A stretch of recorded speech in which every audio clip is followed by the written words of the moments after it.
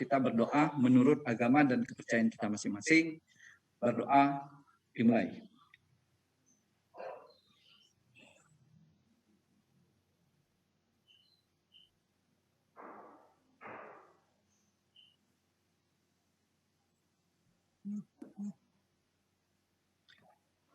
Amin. Apa kabar Bapak Ibu, Grow Mindset, sahabat semua? Baik. Baik. Luar biasa. Halo, baik Pak Hilman. Sehat Pak Hilman. Alhamdulillah.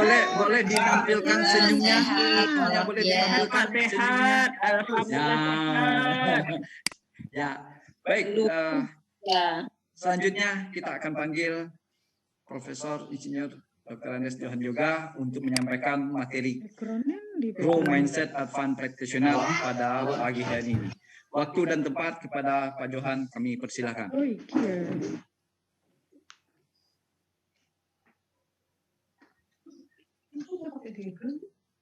Ada nih. Background lama ini yang baru kuning. Oke, terima kasih Pak Hilman. Selamat pagi teman-teman semuanya. Tidak terasa. Selamat pagi Pak Johan. Selamat pagi Pak Johan. Ada Pak Tikno nih, masih jam 6 pagi di Jeddah ya Pak Tikno. Pagi Pak Tikno. Ya, siap Prof. Sehat semua. Ada Pak Daulat. Alhamdulillah sehat. Pak Daulat Siregar di Davao ya. Makasih Prof. Udah nyambung sini ya. Iya, siap Prof. Ini Bu Eni nih, Bu Eni Ramawati nih selalu ini semangat terus ya Bu ya. Sehat selalu ya Bu. Timur sambil nunggu. Kemudian saya tegur juga nih senior-senior saya nih. Ada Prof Wawan ya.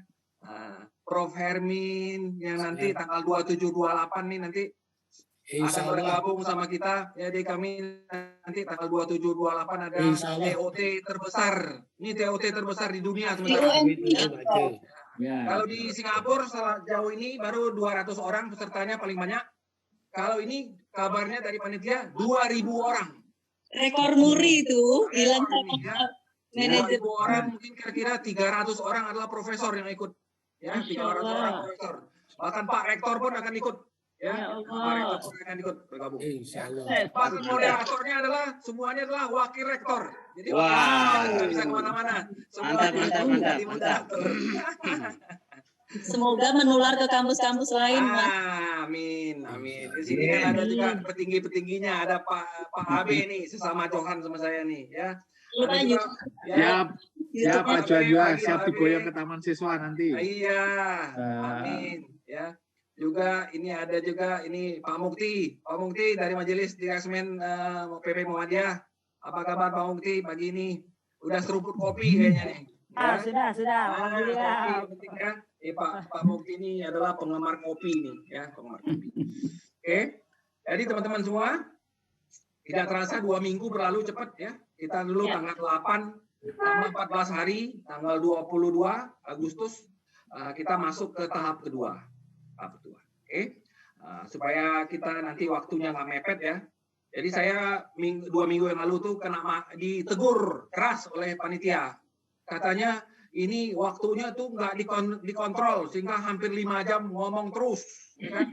Jadi hari ini saya diatur oleh Pak Hilman. Jadi nanti Pak Hilman jam 12 yang lupa ya Pak Hilmannya. Karena kalau saya udah ngomong ini udah kayak kecanduan.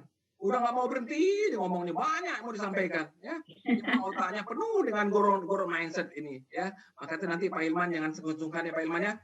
Kalau jam 12 saya belum ngasihnya repet, langsung ditegur. Oke, mohon izin saya share screen. Teman-teman siapkan itunya.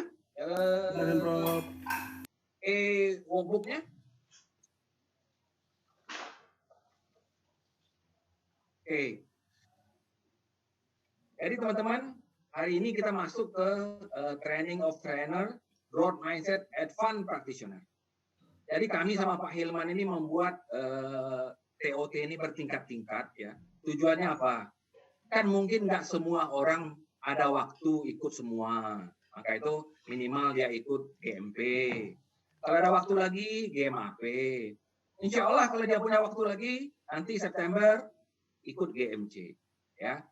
Juga ada yang bertanya ke saya, Pak, apa seleksinya? Ingat, seleksi ini tuh bukan ujian.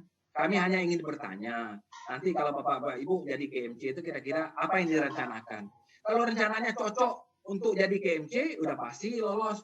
Tapi kalau seandainya rencananya hanya cukup untuk jadi praktisioner, lebih baik jadi praktisioner saja. Jadi begitu tujuan kami itu supaya Bapak Ibu cocok lah lingkupnya sama TOT-nya itu cocok sehingga ini tidak mubazir kita. Ya, beda sama misalnya di Singapura atau besok ini di UNY itu kan trainingnya berturut-turut beberapa hari ya. Jadi memang modulnya itu 1 sampai 12. Kalau ini kan dipilih-pilih, ya. Jadi kalau Bapak Ibu lihat ya, kita sudah sampai kemarin ini mana dia? Yang kuning-kuning kita ya. Modul 1 sudah modul yang utama. Jadi modul 1 itu modul utama itu. Kita belajar tentang fixed mindset, grow mindset dari berbagai bidang, ya. Kemudian yang kedua, bagaimana kita membekali anak-anak kita bisa bergeser dari fixed ke grow. Recording in progress. Nah, sehingga kemudian kita tutup lagi dengan modul yang paling penting, yaitu the power of yet. Bagaimana bedanya tidak lulus dan belum lulus. Okay? Karena ini semangat growth mindset-nya harus dikembangkan. Kalau kita bilang sudah tidak lulus, pintu udah tutup. Tapi kalau kita bilang belum lulus, pintu masih terbuka. Okay? Nah, inilah kurikulum dari GMP. Kemudian,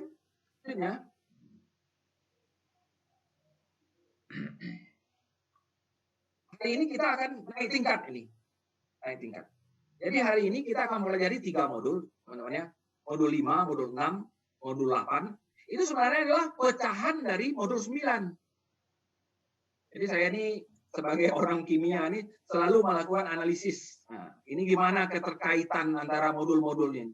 Nah, akhirnya saya mendapatkan sebuah skema. Artinya apa? Modul 9 ini dipecah menjadi 3. Nah, kalau di buku itu karena berturutan, modul 9 ini merangkum modul 5, 6, 7, 8, dan seterusnya. Ya, nah, sehingga hari ini kita akan belajar yang biru-biru ini. Modul 5 itu Will of Excellence. Modul 6 itu Feedback is a Gift. Kemudian modul 8 itu adalah masalah mistake. Ya, mistake are opportunity for learning. Jadi ini adalah pecahan atau uraian dari modul 9. Oke, teman-teman. Saya akan mulai presentasi pagi ini dan mengajak teman-teman untuk memikirkan. Kira-kira kalau kita belajar growth mindset ini ya, apa kata-kata yang sering muncul? Oke? Yang saya buka pertama failure. Teman-teman sering mendengarnya. Baca buku pun sering. Failure ini seolah-olah kata-kata yang lengket kepada growth mindset. Asal orang bicara growth mindset masih ngomongnya failure.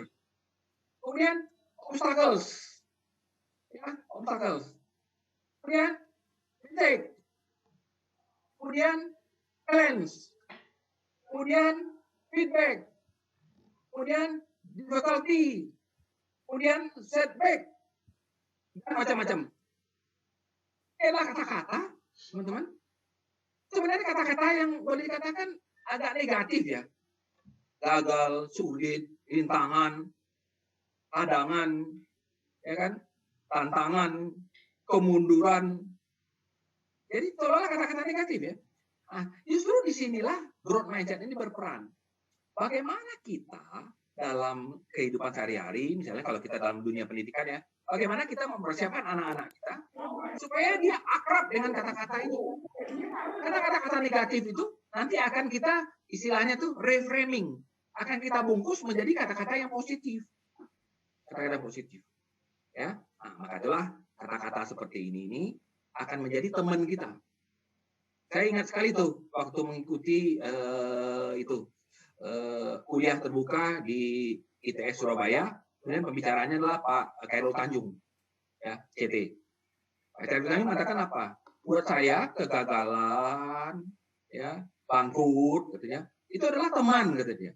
Teman saya itu, katanya. Jadi kalau saya bikin usaha bangkrut, itu udah teman, katanya. Udah berteman saya sama dia. Jadi nggak usah panik, nggak usah stres, nggak usah apa. Kenapa, katanya? Karena sebentar lagi sukses besar akan datang, katanya. Karena biasanya kalau ada yang gagal, pasti akan ditutup oleh keberhasilan. Nah, itu bisa kita percayai secara logika, bisa kita percayai secara spiritual, kata dia. Ya. Nah, oleh karena itu, teman-teman, hari ini kita bermain di 3 kata ini. 3 kata ini. Mistake itu kita bahas nanti di modul 8. Challenge ini kita bahas di modul 5. Kemudian feedback ini kita bahas nanti di modul 6. Ya, jadi hari ini kita dalam modul 5, 6, 8. Jadi kita bicara challenge dulu. Nah, ini challenge ini kita akan lama di sini. Akan lama. Bisa 1 jam lebih. Akan lama. Oke? Nah, nanti di feedback kita agak singkat. Kenapa agak singkat? Karena sebagian sudah kita bahas dulu di modul 2. Kenapa saya masukkan semua sedikit feedback ini ke modul 2? Supaya teman-teman kita yang nggak ikut GMAP ini, mereka udah dapat clue-nya. Udah dapat sesuatu yang mereka perlukan. Nah, jadi kami sama Pak Hilman ini menyusun modul-modul ini tujuannya apa? Supaya kalau orang walaupun ikutnya cuma sekali, tapi tetap ada yang bisa dipakai. Oke? Nah, kemudian nanti yang terakhir adalah bagian yang modul 8, kita bicara tentang kesalahan-kesalahan. Nanti kesalahan-kesalahan ini, teman-teman ada sebuah topik yang bagus ya. Ini yang dikembangkan sekarang di National Institute of Education-nya Singapura. Disebut namanya adalah productive failure. Jadi productive failure. Bagaimana kesalahan-kesalahan itu bersifat produktif. Justru kesalahan itu dirancang oleh guru, dirancang oleh dosennya supaya terjadi di kelas, di ruang kuliah. Supaya apa? Dari kesalahan itulah siswa kita itu belajar. Jadi seperti ini misalnya, kita suka membuat soal-soal jebakan, soal-soal yang menjebak. Ya kalau kami di ITB dulu, Bapak Ibu ya, saya masih pengalaman ya, asal ujiannya open book, udahlah, kita kepalanya udah nyunyutan itu dah. Kalau dosennya katakan, oke, besok kita ujiannya open book ya, kepala udah puyeng, ya, buku udah malas dibaca itu. Karena apa? Udah pasti nggak ada di buku. Mau bawa apa ada udah nggak ada. Apalagi dulu kan belum ada Google segala. Ketika saya kuliah di ITB dulu tahun 85 sampai tahun 90. Asal udah open book, udahlah, habis kita udah. Siap-siap aja tuh. Hair, ya. Ada itu sebuah mata kuliah ya. Itu sampai 7 angkatan. 7 angkatan kuliahnya tuh di bioskop. Di ITB itu ada bioskopnya. Jadi sekali kuliah tuh 300 sampai 400 orang itu. Kenapa? Ini korban nggak lulus semua. Sampai ada yang nggak lulus 6 kali berturut-turut. Oke teman-teman, jadi itulah sebut namanya productive failure. Oke teman, jadi sekarang mari kita mulai modul kelima. Teman silakan mempersiapkan itu workbooknya. Jadi saya bercerita aja sedikit teman-teman ya. Ketika panitia di UNY menghubungi saya bertanya kepada beliau, Pak, ini bagaimana dengan workbook? Apakah dosen-dosen kita merasa agak diremehkan nggak kalau dikasih workbook? Kemudian dikonsultasikan dengan Pak Rektor. Malah Pak Rektor katakan wajib pakai workbook. Ya, wajib pakai workbook. Nah, Pak Rektor ya orangnya hebat. Dia bilang kalau pakai workbook itu udah pasti pesertanya tuh fokus dan aktif kata dia. Kenapa? Dia pasti ingin mencari apa yang harus diisi di workbook itu. Kalau nggak pakai workbook nanti bisa sambil makan kacang kata Pak Rektor. Ya, Pak Rektor kita ini orangnya preman punya. Jadi dia udah tahu itu. Ya, maka tuh akhirnya panitia memutuskan, Pak Jo, siapkan langsung workbook. Saya berpikir mula-mula nggak pakai workbook nih. Ini karena yang dihadapkan adalah 300 orang profesor, ya kan, dosen-dosen senior. Saya pikir nggak perlu workbook. Ternyata kemarin panitia katakan wajib pakai workbook. Nah, jadi workbooknya nanti agak lumayan tebel nih, karena 12 modul sekali jalan. Kita aja sekarang dua kali TOT aja teman-teman pasti lihat ya, udah sampai halaman 31 ya, sampai halaman 31 ya, 17 lembar sampai tambah 14 lembar. Oke teman-teman, mari kita mulai. Jadi sebuah kata challenge ya, itu adalah kata-kata yang akrab dengan growth mindset. Kenapa? Karena justru challenge itu akan kita ubah menjadi sesuatu yang berharga buat kita. Maka itulah judul hari ini adalah apa? We love a challenge. Kita mencintai, kita suka dengan tantangan. Kalau orang bisa mengatakan we love a challenge, udah pasti orang itu adalah seorang growth mindset. Oke? Lalu apa yang akan kita pelajari teman-teman dalam modul ke-5 ini? Kita mendapatkan sebuah rumus yang disebut namanya adalah formula of growth. Bagaimana orang bisa tumbuh? Nah, saya sangat senang dengan modul ini. Kenapa? Ada rumusnya. Ya, ada rumusnya. Jadi kalau orang kimia itu kalau dapat rumus itu senang minta ampun. Ya, jadi nanti kita akan pelajari sebenarnya namanya formula of growth. Oke. Kemudian yang kedua, kita akan mempelajari apa yang disebut namanya equality versus equity. Kesamaan dan kesetaraan. Karena inilah prinsip pendidikan sebenarnya. Kita tidak bisa memilih semua murid kita ada pintar. Kita tidak bisa memilih semua mahasiswa kita adalah mahasiswa cerdas. Ya, maka itu kita tidak bisa menerapkan azas equality. Mungkin azas equality ini juga tidak bisa diterapkan misalnya di ITB. Ya, di ITB misalnya dianggap, oke, semuanya masuk pintar-pintar. Ada juga yang kurang pintar. Ya, misalnya kita terpaksa menerima mahasiswa dari timur misalnya. Ya, nah, sehingga kita harus menerapkan azas equity. Kadang-kadang kita waktu saya kuliah juga dulu membantu teman-teman kita yang dari timur untuk belajar. Oke. Kemudian bagaimana caranya supaya equity ini berjalan? Nanti kita mempelajari teknik apa yang disebut namanya diferensiasi. Diferensiasi. Oke teman-teman, jadi saya katakan modul yang nomor 5 ini adalah modul yang paling panjang pagi ini dan sangat menarik. Oke. Kemudian yang terakhir, nanti kita akan melihat bagaimana kita mengembangkan strategi untuk memberikan tugas-tugas yang sifatnya menantang, tapi ibaratnya kata gini ya, sulit, tapi kita harapkan mereka nilainya tinggi. Nah ini kan seolah-olah paradoks ini. Ya, seolah-olah paradoks. Beda kalau kita misalnya, kita ngarapin anak-anak kita lulus semua. Biasanya kita kasih soalnya yang relatif mudah. Kalau ini enggak, kebalikannya. Justru kita memberi tugas yang menantang, tapi kita harapkan dengan ekspektasi yang tinggi. Oke teman-teman, mari kita sekarang masuk ke formula of growth. Teman-teman langsung C itu, nah, di dalam kotak itu, C gede-gede. Kan ada kotaknya ya. Buka dulu workbook saya, teman-teman. Buka workbook, oke, mana workbook? Nah, itu. Langsung yang kotak gede itu, kotak ya, formula untuk tumbuh. Teman-teman tulis rumusnya gede-gede itu. G sama dengan NE tambah CW tambah HE.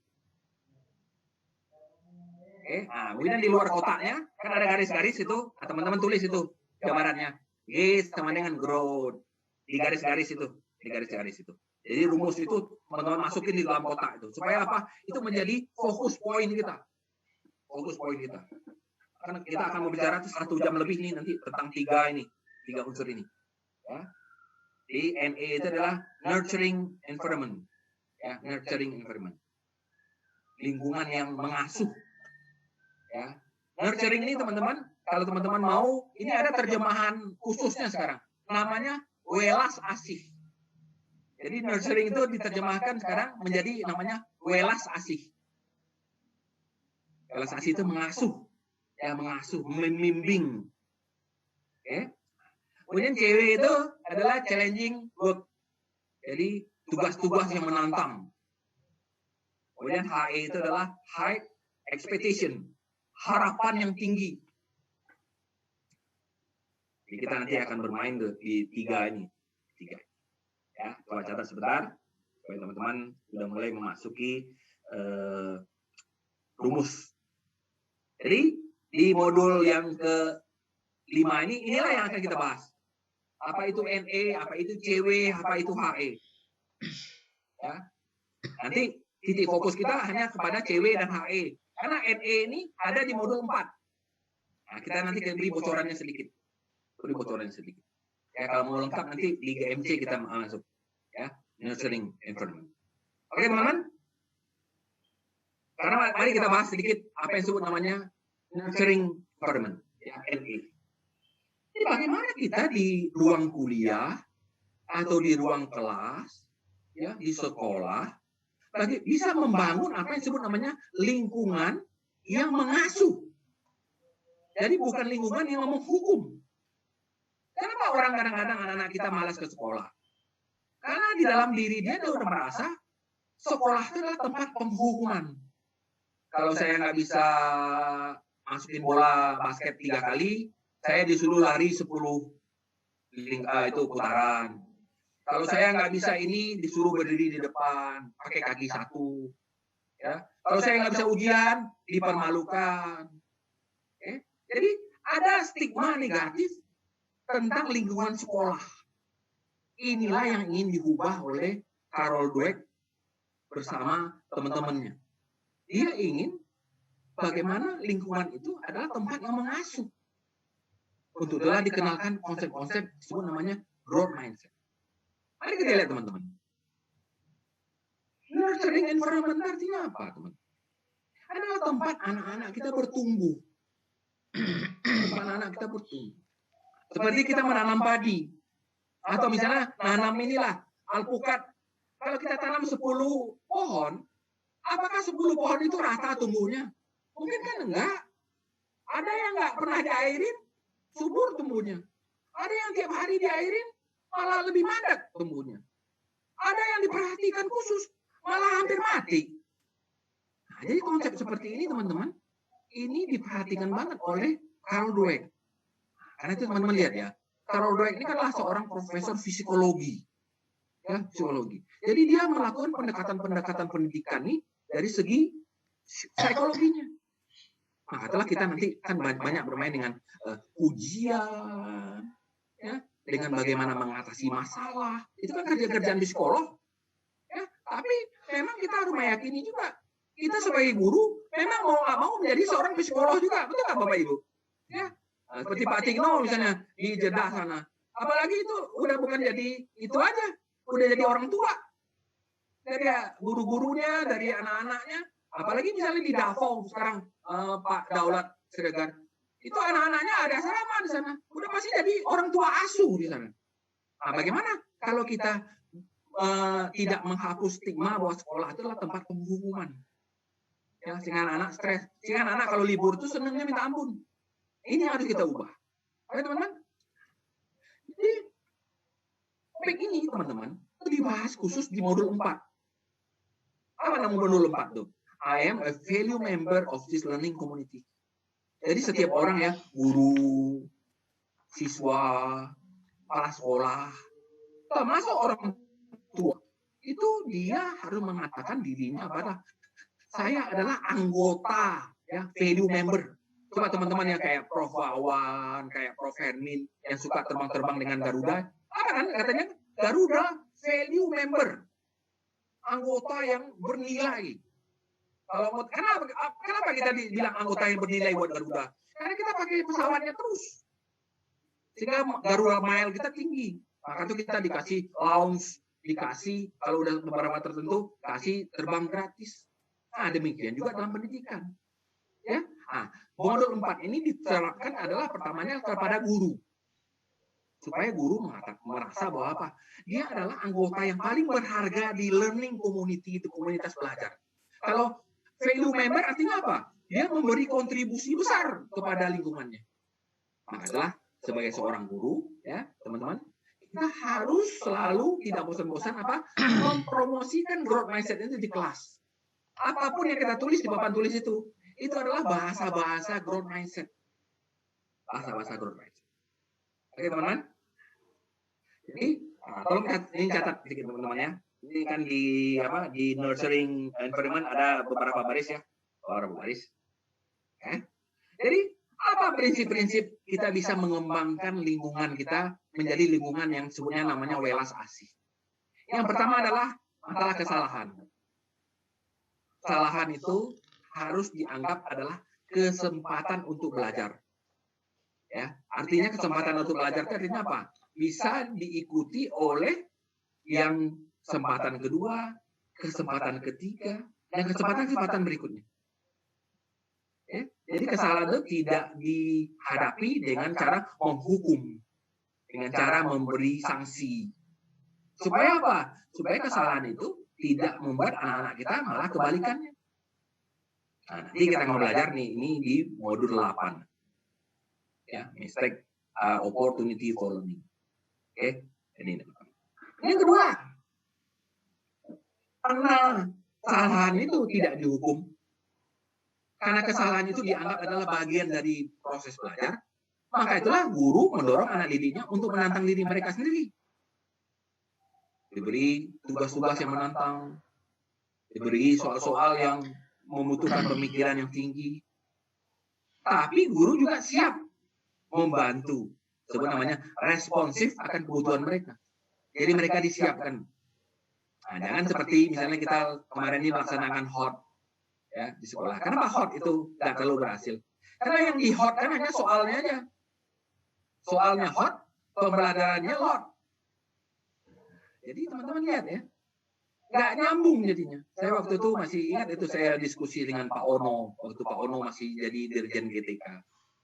Jadi saya bilang ke Pak Ono, buku Pak Ono bagus, tapi tentang soal saya bilang. Harusnya jangan tentang membuat soal hot. Harusnya yang disebut adalah pembelajaran hot. Jadi pembelajaran hot dulu, baru soal hot diajarkan kepada guru. Jangan mengajarkan guru membuat soal hot, tapi pembelajaran di kelasnya masih hot. Sehingga nggak nyambung jadinya. Oke, yuk. Kemudian berikutnya lagi. Kalau muncul apa yang disebut namanya nurturing environment, guru harus memegang belief yang kita ucapkan 2 minggu yang lalu. Apa beliefnya salah satu? Guru percaya bahwa semua muridnya adalah pinter dan bisa berprestasi. Maka di sini kita pakai. Guru percaya dengan usaha dan latihan, semua anak didik bisa meraih prestasi di semua bidang. Kita lihat lagi teman-teman, seperti hasil PISA kita yang lalu. Ya. Hasil PISA kita yang lalu. Kenapa hanya ada 29% anak-anak yang yakin dengan kemampuannya bisa berubah? Sementara 60% lebihnya yakin bahwa kemampuan dia, kecerdasan dia tuh udah sampai di titik ujung. Maka disebutkan, apakah kamu percaya bahwa kecerdasan kamu tidak bisa berubah? Percaya. Apakah kamu setuju? Setuju. Apakah kamu sangat setuju? Sangat setuju. Maka itu akhirnya kita menjadi nomor 3 dari bawah. Di atas Filipina dan Panama. Ya, teman-teman?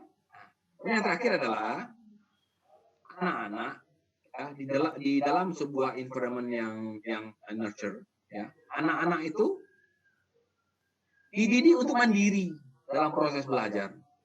Ya, mungkin yang kita sebut namanya pembelajaran aktif. Jadi yang aktif itu adalah siswanya daripada gurunya. Sehingga nanti gurunya itu lebih berperan sebagai fasilitator. Saya sangat sering mendengar itu. Guru sebagai fasilitator. Tapi yang saya sering jarang lihatnya, bagaimana guru bisa menjadi seorang fasilitator. Nah, kadang-kadang metode pembelajarannya tidak mendukung. Maka itulah saya waktu itu berkunjung ke Singapura, ya Pak Sumardianto mungkin masih ada sini ya. Saya berkunjung ke Davao, ya waktu itu Pak Daulat belum ada, waktu itu masih Pak Agus, tanya Pak Agus ya. Nah, saya berkunjung ke Bangkok, waktu itu ada Pak Oli, ya. Kemudian saya berkunjung ke Yangon, mungkin ada Pak Dr. Cucu, ya. Apa yang saya sampaikan ke mereka? Saya sampaikan ke mereka apa adalah disebut namanya mind map based learning. Mind map based learning itu gunanya adalah apa? Supaya guru itu bisa memainkan peran sebagai fasilitator dan kita berikan itunya metodologinya dan dipaksa siswanya menjadi pemain utama. Gurunya hanya menjadi sutradaranya. Kita berikan disebut namanya mind map based learning. Nah, nanti mind map based learning itu akan kita bahas nanti di modul 3. Modul 3 karena dia termasuk adalah pembelajaran berbasis otak. Oke, teman-teman. Jadi ini kira-kira nurturing environment adalah hal-hal yang terjadi bila kelas itu menjadi sebuah tempat untuk bertumbuh. Oke, ini nanti akan kita bahas lebih dalam lagi nanti di modul keempat. Ya. Sekarang kita masuk ke menu utama kita. Apa menu utama kita, teman-teman? Ya, bagaimana kita bisa membuat kelas kita tuh hidup. Ya, maka itulah diawali dengan nurturing tadi. Kalau nurturing itu apa yang terjadi, teman-teman ya? Bukan sulit kita mencari siapa yang mau menjawab kalau kita beri pertanyaan. Sulit kita memilih siapa yang harus diberi giliran untuk menjawab. Karena begitu dikasih sebuah pertanyaan, semuanya angkat tangan. Semuanya angkat tangan. Nah, inilah salah satu ciri kalau kelas itu atau ruang kuliah itu menjadi ruang kuliah yang nurture. Ya, jadi aktif mereka. Bahkan ada lagi sebuah penelitian yang dilakukan oleh John Hattie ini, ya, apa katanya sini ya? It is a teacher who have created positive teacher-student relationship that are more likely to have the above average effect on student achievement. Jadi guru-guru yang bisa menciptakan hubungan positif antara murid dan siswa itu akan mendapatkan nilai student achievement yang jauh di atas rata-rata. Inilah salah satu bukti bahwa apa? Bahwa faktor non-kognitif itu sangat mempengaruhi kepada kognitif. Ini kadang-kadang yang diaminin oleh kita, tapi tidak diciptakan di kelas.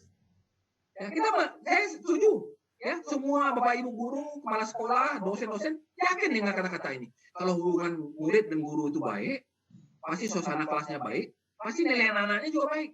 Kita percaya, tapi kadang-kadang tidak terjadi di dalam keseharian kita. Nah, maka itulah nanti di modul 4 kita akan membahas itu. Oke, teman-teman. Sekarang mari kita masuk ke bagian yang kedua, yaitu namanya adalah challenging goal. Jangan yang menantang. Oke. Kenapa pekerjaan menantang itu bagian dari growth mindset? Karena di sini akan muncul kesulitan, akan muncul tantangan, akan muncul kegagalan, akan muncul rintangan-rintangan. Yang kata-kata yang saya sebut tadi apa sih namanya? Growth mindset words akan muncul di sini. Kali kalau tidak diberi kerjaan tugas-tugas yang menantang, apa yang terjadi teman-teman? Kita akan menggiring anak-anak kita menjadi fixed mindset. Segalanya mudah. Ya, nggak belajar, nilainya 80. Belajar dikit, 90. Belajar nggak serius, 100. Ya, jadi, nggak challenge jadinya, tidak menantang.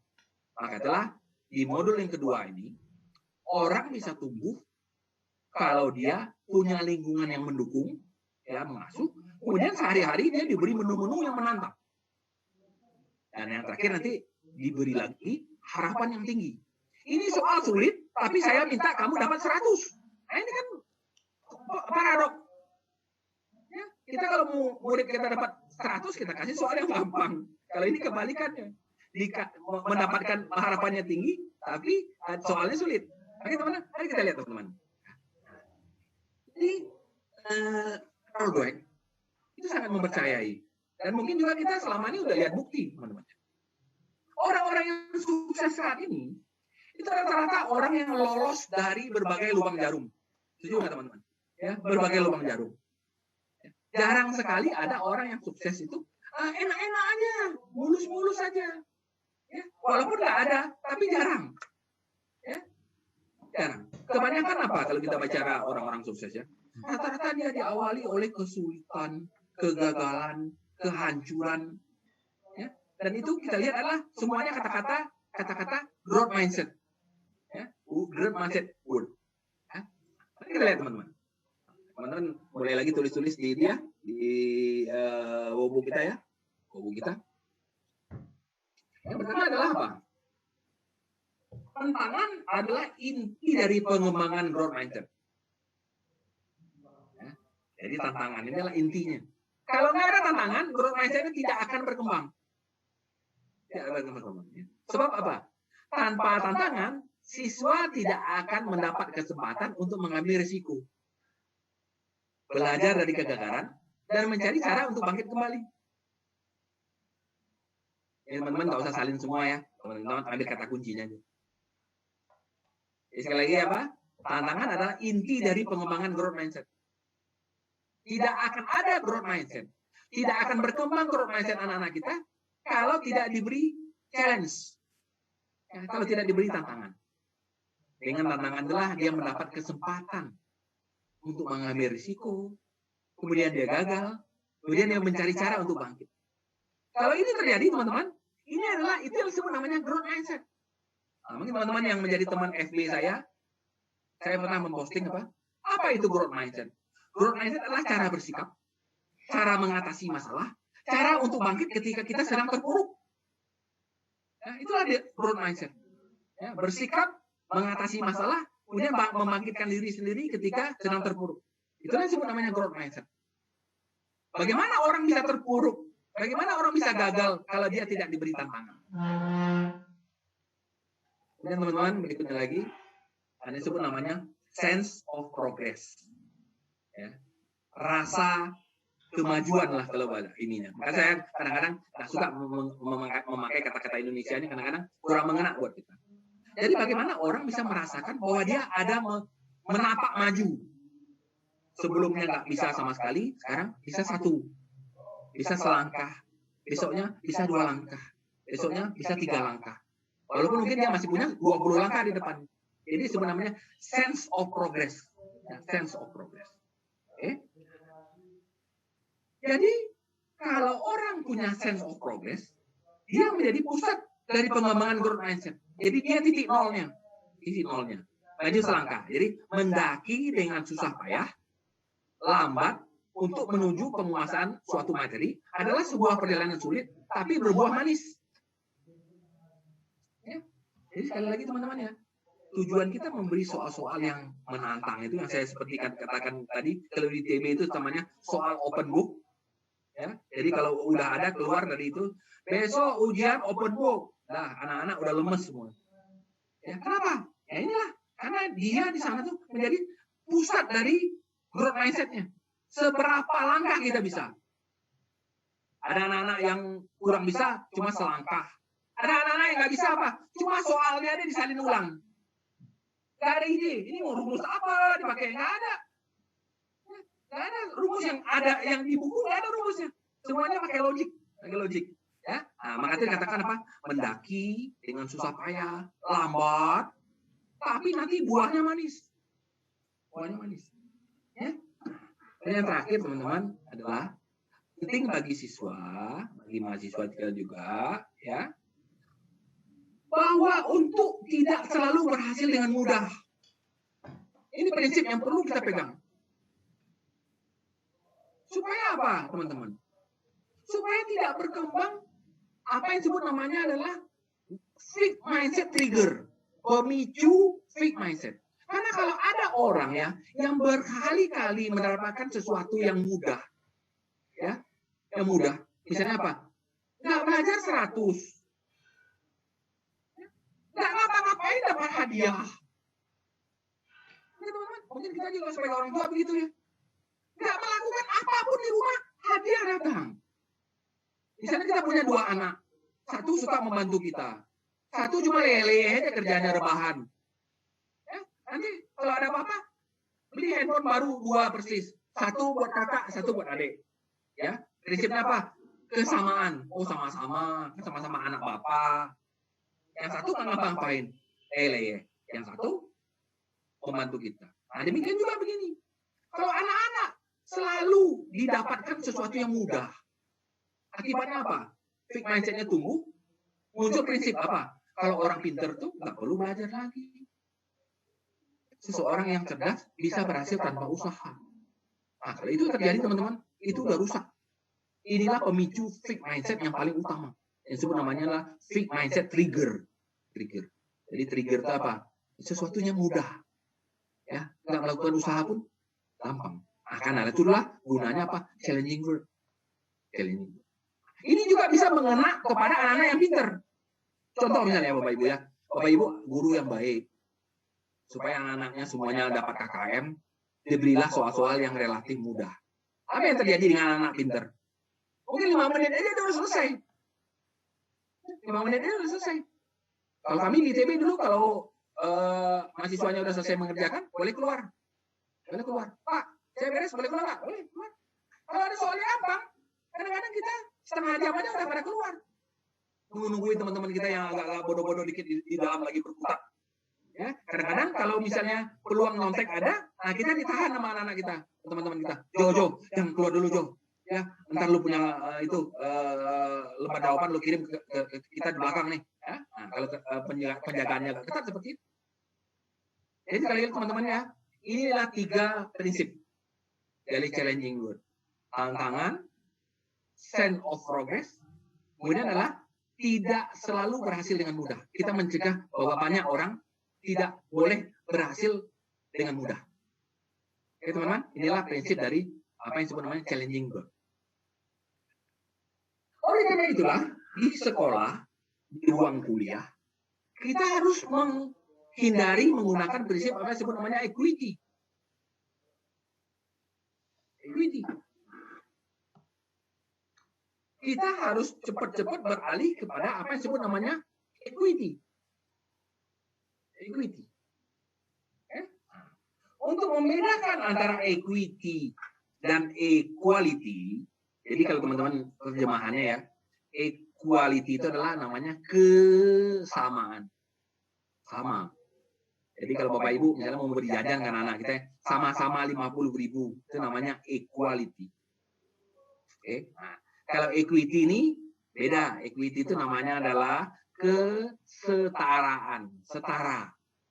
Ya, kalau misalnya Bapak Ibu punya anak yang 2 orang udah dewasa, udah berkeluarga, Bapak Ibu dapat rezeki mau bagi ke anaknya, ya. Lebih baik Bapak Ibu jangan kasih 10 juta, 10 juta.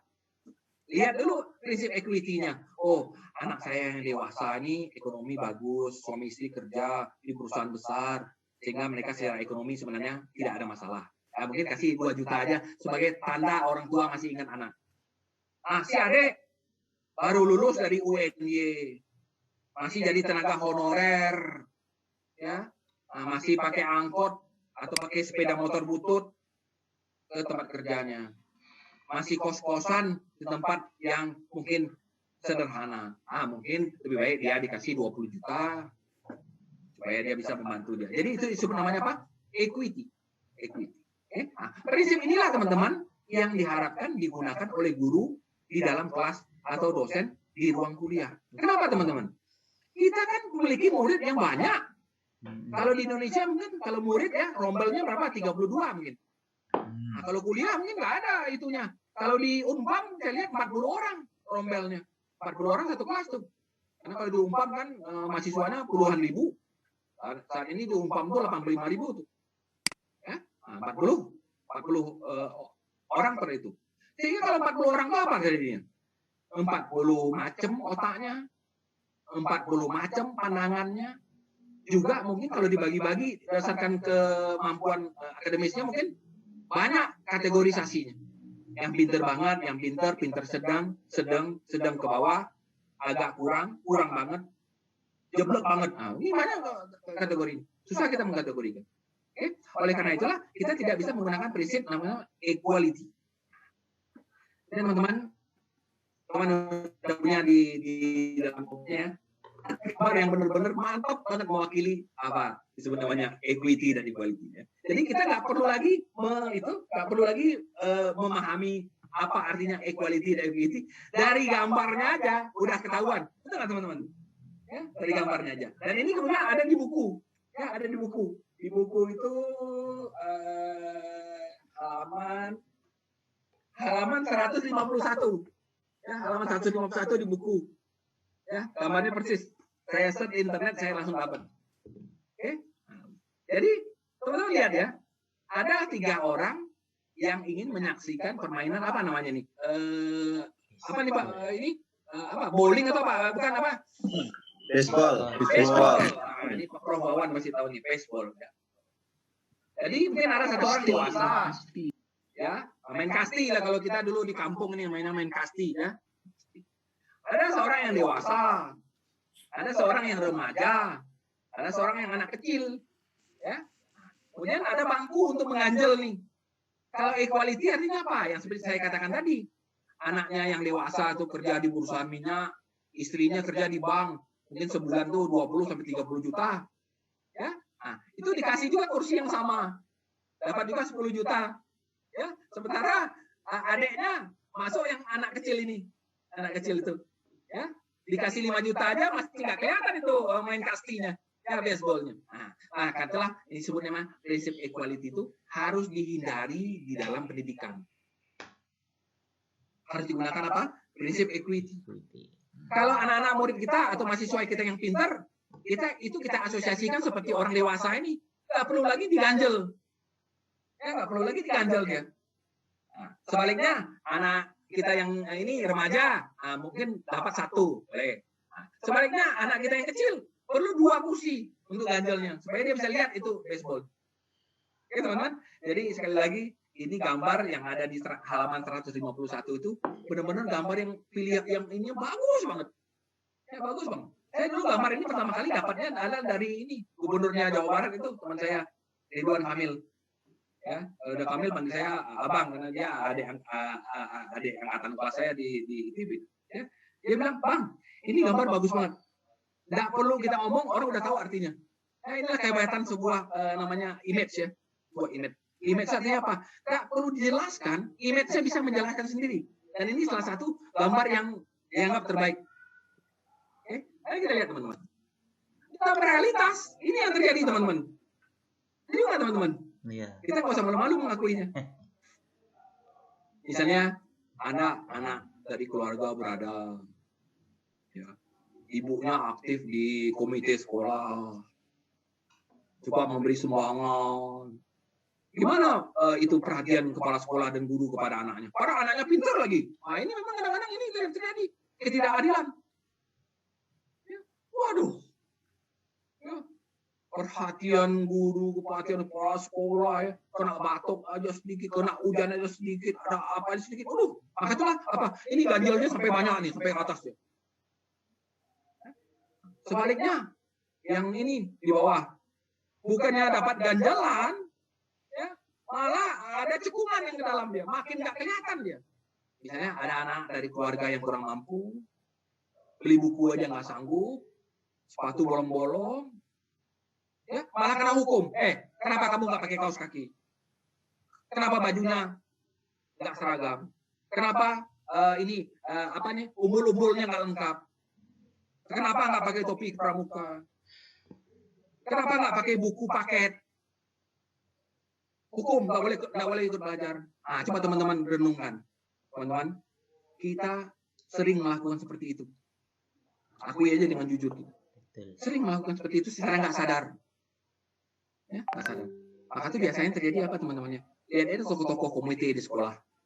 Siapa yang mau menguasai itu? Kadang-kadang jujur aja ya, ini saya maaf bicara nih, mohon maaf yang sebesar-besarnya. Kalau tempat kami nih, saya sama Cilman dari Padang nih. Kadang-kadang itu ya, yang jadi komite sekolah tuh bukan apa-apa ya teman-teman. Kadang-kadang kontraktor. Betul Bapak Ilman ya? Kontraktor. Ya. Udah tahu tuh, bangun laboratorium lewat dia, bangun tambahan ruang sekolah buat dari dia. Ya. Anaknya kemudian dapat fasilitas bagus lagi. Ya, kalau kirim paskibraka, anak dia cerdas cermat, walaupun dia nggak terlalu pintar, dia juga. Kadang-kadang saya juga dulu sama Iman sama sekolah tuh. Ya kadang pikir juga ya, matematik. Kalau matematik saya tanyaannya sama Iman, termasuk anak yang paling pintar dulu matematik. Jarang nggak dapat 10. Guru saya sampai bilang, kalau Johan ya, kalau matematik hampir 10 aja, terus tanya ke Iman tuh, saksi hidupnya. Ya, di SMA 1 Bukit Tinggi. Tapi kalau cerdas cermat, nggak pernah saya dikena kirim.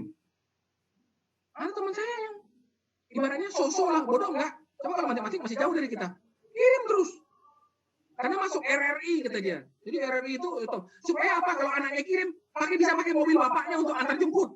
Nanti habisnya menang atau kalah masih ditraktir makan di Simpang Raya. Di Toron Padang. Saya kadang-kadang sedih juga. Ya, aduh, bapak kita miskin. Ya, nggak dapat tempat kita. Nah, saya kalau dapat tempat itu cuma kalau main basket. Nah, kalau main basket saya cocok tuh Perwawan. Kalau saya ini jago basket, tanya Hilman. Ya, kalau main basket tuh nilai skornya 60 ya, itu 50 saya yang buat. Tanya aja Hilman tuh. Pakai kidal nih, namanya kidal beracun. Ya walaupun saya agak pendek ya, tapi kalau main basket sangat jago. Sangat jago. Masih ikut PON dulu, ikut kejuaraan nasional, saya mewakili Sumatera Barat dulu. Ya, jadi gitulah teman-teman ya. Reality kita itu tidak terjadi namanya equity. Apalagi equality aja nggak terjadi. Yang terjadi adalah reality. Ya, saya nggak lama membahas ini supaya teman-teman ini membongkar ini self talk kita sedikit, membongkar suara hati kita sedikit. Bahwa apa? Memang dalam dunia pendidikan kita, memang ada hal-hal yang selama ini mungkin tidak terlihat.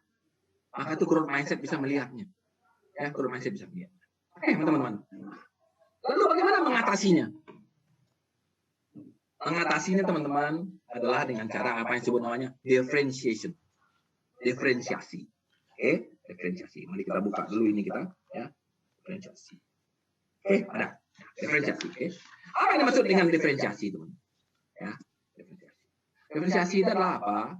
Menggunakan prinsip equity dalam pembelajaran. Mencari berbagai cara yang unik untuk memilah materi agar sesuai dengan kebutuhan siswa. Inilah kunci untuk mengamankan kurikulum berbasis growth mindset. Teman-teman, jadi kalau cara kasarnya apa yang kita bilang? Kalau anak-anak yang memang sudah mampu, sudah kuat, dia mungkin tidak perlu diberi perhatian yang cukup banyak lagi. Boleh dikatakan diberi dia agak mandiri. Sebaliknya anak-anak yang sedang kita beri perhatian yang sedang. Sebaliknya anak-anak yang tadi itu yang keceblok ke bawah itu, justru harus kita beri dukungan lebih tinggi. Kursinya harus 2. Ya, ganjalannya harus 2. Supaya dia bisa lihat baseballnya. Lalu bagaimana caranya teman-teman? Biasanya orang menggunakan 3 area teman-teman. 3 area. Ya, jadi kalau teman-teman mau melihat ini adalah ada di halaman 156. Halaman 156. Ya. Apanya yang kita diferensiasikan? Artinya apa? Apanya yang kita bedakan? Sebelum teman-teman lebih jauh ya, saya akan membuat asosiasi itu adalah asosiasi teman-teman pergi ke ini KFC, Kentucky Fried Chicken. Ya. Kenapa Kentucky Fried Chicken itu yang paling laris adalah pahe? Tahu kan pahe ya? Namanya paket hemat. Ya, paket hemat itu isinya apa? Nasi 1, pentungan 1, atau sayap 1. Kenapa? Karena orang Kentucky tahu ya, kalau dia tidak jual yang pahe itu, nggak ada orang yang bisa membeli dia paket komplit ya. Kalau paket komplit itu apa? Ayamnya 2, nasinya 1, kentangnya 1, pergedelnya 1, pudingnya 1, minumnya yang gede. Kan semua orang bisa beli itu. Maka itu dia lakukan adalah pahe. Ya Bu Eni ya, paket hemat. Paket hemat. Supaya apa? Anak-anak yang berkekurangan pun bisa ke sana. Paket hemat 15.000, walaupun dapat ayamnya cuma pentungan aja. Yang dagingnya dikit, tulangnya gede. Nggak apa-apa. Tapi anak-anaknya udah merasa itu bangga dia di selfie itu. Ya, saya walaupun berkekurangan tapi saya tetap bisa makan di KFC. Nah, inilah prinsip yang harus kita terapkan juga di sekolah, di ruang kuliah juga. Jadi yang kita diferensiasi itu biasanya apa? Konteksnya. Apa yang mau dipelajari? Kalau anak-anak yang kita anggap sedang, kita beri, kamu halaman 2 sampai halaman 5 aja. Oh, kita lihat nih, anak-anak yang mampu nih. Kamu halaman 2 sampai halaman 9. Kerjakan juga soal-soal yang menantang. Saya lihat juga sekarang di buku-buku paket ya, ada di belakang itu diberi soal-soal yang menantang, biasanya soal olimpiade. Nah, itu diberi untuk anak-anak yang levelnya itu. Anak-anak mungkin kita bilang, kamu nanti pelajari ya halaman 2 sampai halaman 4 aja. Jadi kita diferensiasi konteksnya. Tidak bisa dibagi rata. Ya, kenapa? Ya itu 40 orang, 40 macam. 40 level. Kalau kita bagi itu bisa 3 level kan. Level yang pintar, level yang sedang, level yang kurang. Itu realita hidup. Di UNY juga begitu. 8.000 orang masuk tahun ini. Ya, pasti juga mungkin 2.000 yang jago-jago. Ya, 4.000 yang sedang. Mungkin 2.000 mungkin agak kurang yang dosennya perlu berjuang. Nah, kemudian setelah kontennya kita bagi, teman-teman ya, kemudian prosesnya. Bagaimana mereka mempelajarinya. Nah, kalau yang pintar-pintar kita bilang, kamu langsung bikin ringkasannya aja ya.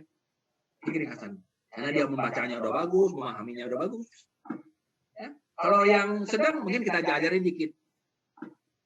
Kalau yang kurang, terpaksa kita ajarin. Lihat rumusnya mana, ininya dituntun dia.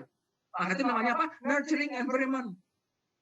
Nurturing environment. Yang kurang diberi bantuan lebih banyak. Yang sedang diberi sedang. Yang nggak terlalu butuh bantuan kita lepas dia mandiri. Waduh, apa tuh?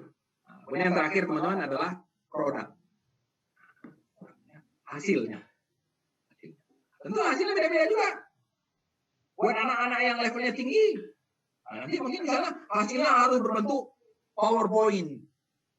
Nanti harus dijelaskan di depan. Harus berbentuk mind map. Kemudian anak-anak yang sedang, dalam bentuk nggak tertulis biasa aja. Tapi ada penjelasannya. Kalau anak-anak yang kurang, ya kita baru tulisnya, kamu bisa sampai rumusnya dan sampai masukin angkanya aja. Jadi teman-teman lihat ya, prinsip diferensiasi ini sangat berguna. Apalagi di Indonesia. Ya, di Indonesia teman-teman lihat ya, gap kita sangat jauh. Ya, baik di sekolah maupun di mahasiswa. Gapnya jauh. Kita sebagai dosen, sebagai kepala sekolah, sebagai guru tuh bisa lihat. Begitu ketemu dengan kelas baru, ya misalnya ada 32 orang, teman-teman bisa dengan cepat lihat ya. Ah, ini kelompok kuat ini kelompok sedang nih, ini kelompok lemah ini. Tidak bisa dihadapi dengan apa? Dengan prinsip sebut namanya apa tadi? Equality. harus dihadapi dengan prinsip apa tadi? Equity.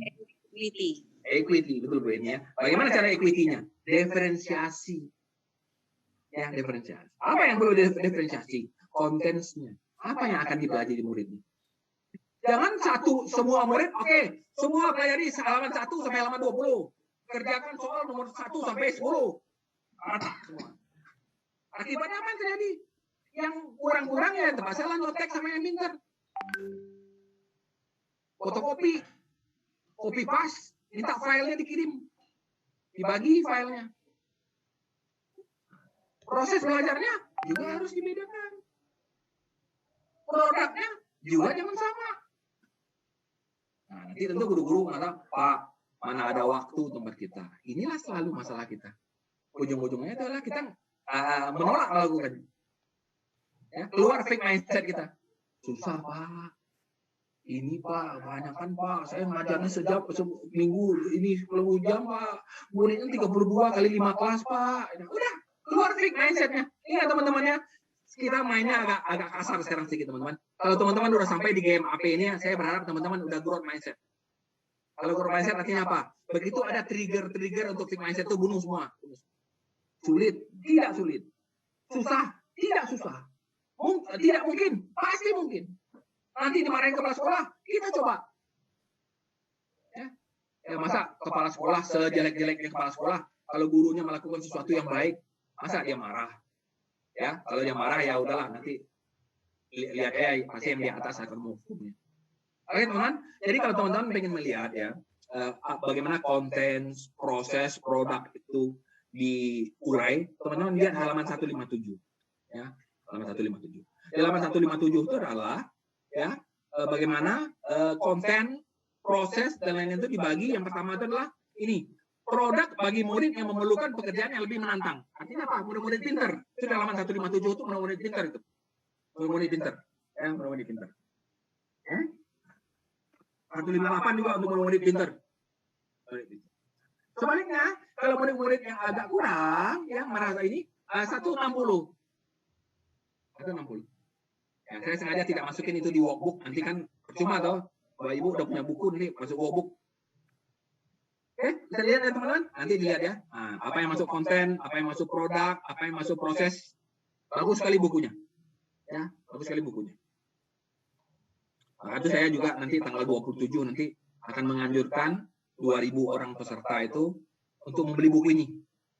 Ya, mungkin kalau kayak Prof. Wawan, Prof. Irin, Prof. Hermin yang udah beli buku nggak usah lagi. Ya, nah, kita memang membekali dosen-dosen itu 2.000 orang itu dengan e-book. Tapi e-booknya adalah bahasa Inggris. Ya teman-teman ya, saya bagi pengalaman juga sedikit ya. E-book itu kan sebenarnya kan enak ya, nggak perlu beli. Satu handphone bisa itu. Cuma kalau Bapak Ibu suka dengan e-book, Bapak Ibu harus modali dengan beli tablet. Beli namanya iPad. Atau beli namanya Samsung tablet. Pokoknya tablet lah.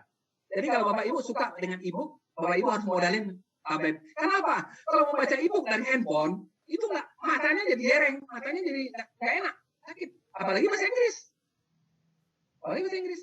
Ya, maka tuh kemarin saya udah ngomong juga sama panitia di UNY, nanti kita akan berikan link khusus kita ini untuk nanti UNY supaya bisa beli buku dengan murah. Ya, jadi sekali lagi saya katakan tentang konten, proses, produk itu di halaman 157, 158 itu adalah untuk anak-anak yang pintar. Oke, kemudian halaman 160 itulah untuk anak-anak yang sedang dan kurang. Jadi bagi dua dia. Ya, inilah beberapa diferensiasi untuk para murid yang merasa kesulitan. Merasa kesulitan artinya anak-anaknya kurang gitu. Ya, kalau yang sebaliknya halaman 157 itu adalah inilah produk bagi murid-murid yang membutuhkan pekerjaan yang lebih menantang. Artinya anak-anaknya lebih pintar. Ya, ini saya rasa buku ini sangat bagus. Oke, teman-teman. Ini adalah differentiation dan challenge. Oke, nah, ini aja nggak terasa udah hampir 1 jam kita. Ya, 1 jam ini babnya bab ini bab penting. Ya, makanya saya lama di sini. Oke. Lalu muncul cabang ini teman-teman, cabang pendidikan yang baru. Sebut namanya personalized education. Personalized education. Ya, ini adalah cabang pendidikan ya, cabang pendidikan baru. Akibat apa? Akibat adanya namanya equity tadi. Jadi kalau orang equity ini artinya apa? itu orang akan melihat adalah personalnya. Hilman nih gimana ya? Johan nih gimana ya? Pak AB ini gimana ya? Pak Mukti ini gimana ya? Jadi personalize mereka. Personalize. Jadi kalau di kelas itu ada 32 orang, kita artinya mempersonalize mereka. Tapi kalau di Indonesia kan tidak mungkin personalizer berarti tunggal. Kalau saya lebih cocok di sini namanya apa? Categorize. Jadi kita tuh melakukan pendidikan yang sebenarnya namanya categorize. Categorize artinya berkelompok. Ya. Kalau di Singapura mungkin. Kenapa? Muridnya 15. Kalau sekolah internasional mungkin. Karena muridnya kadang-kadang cuma 10.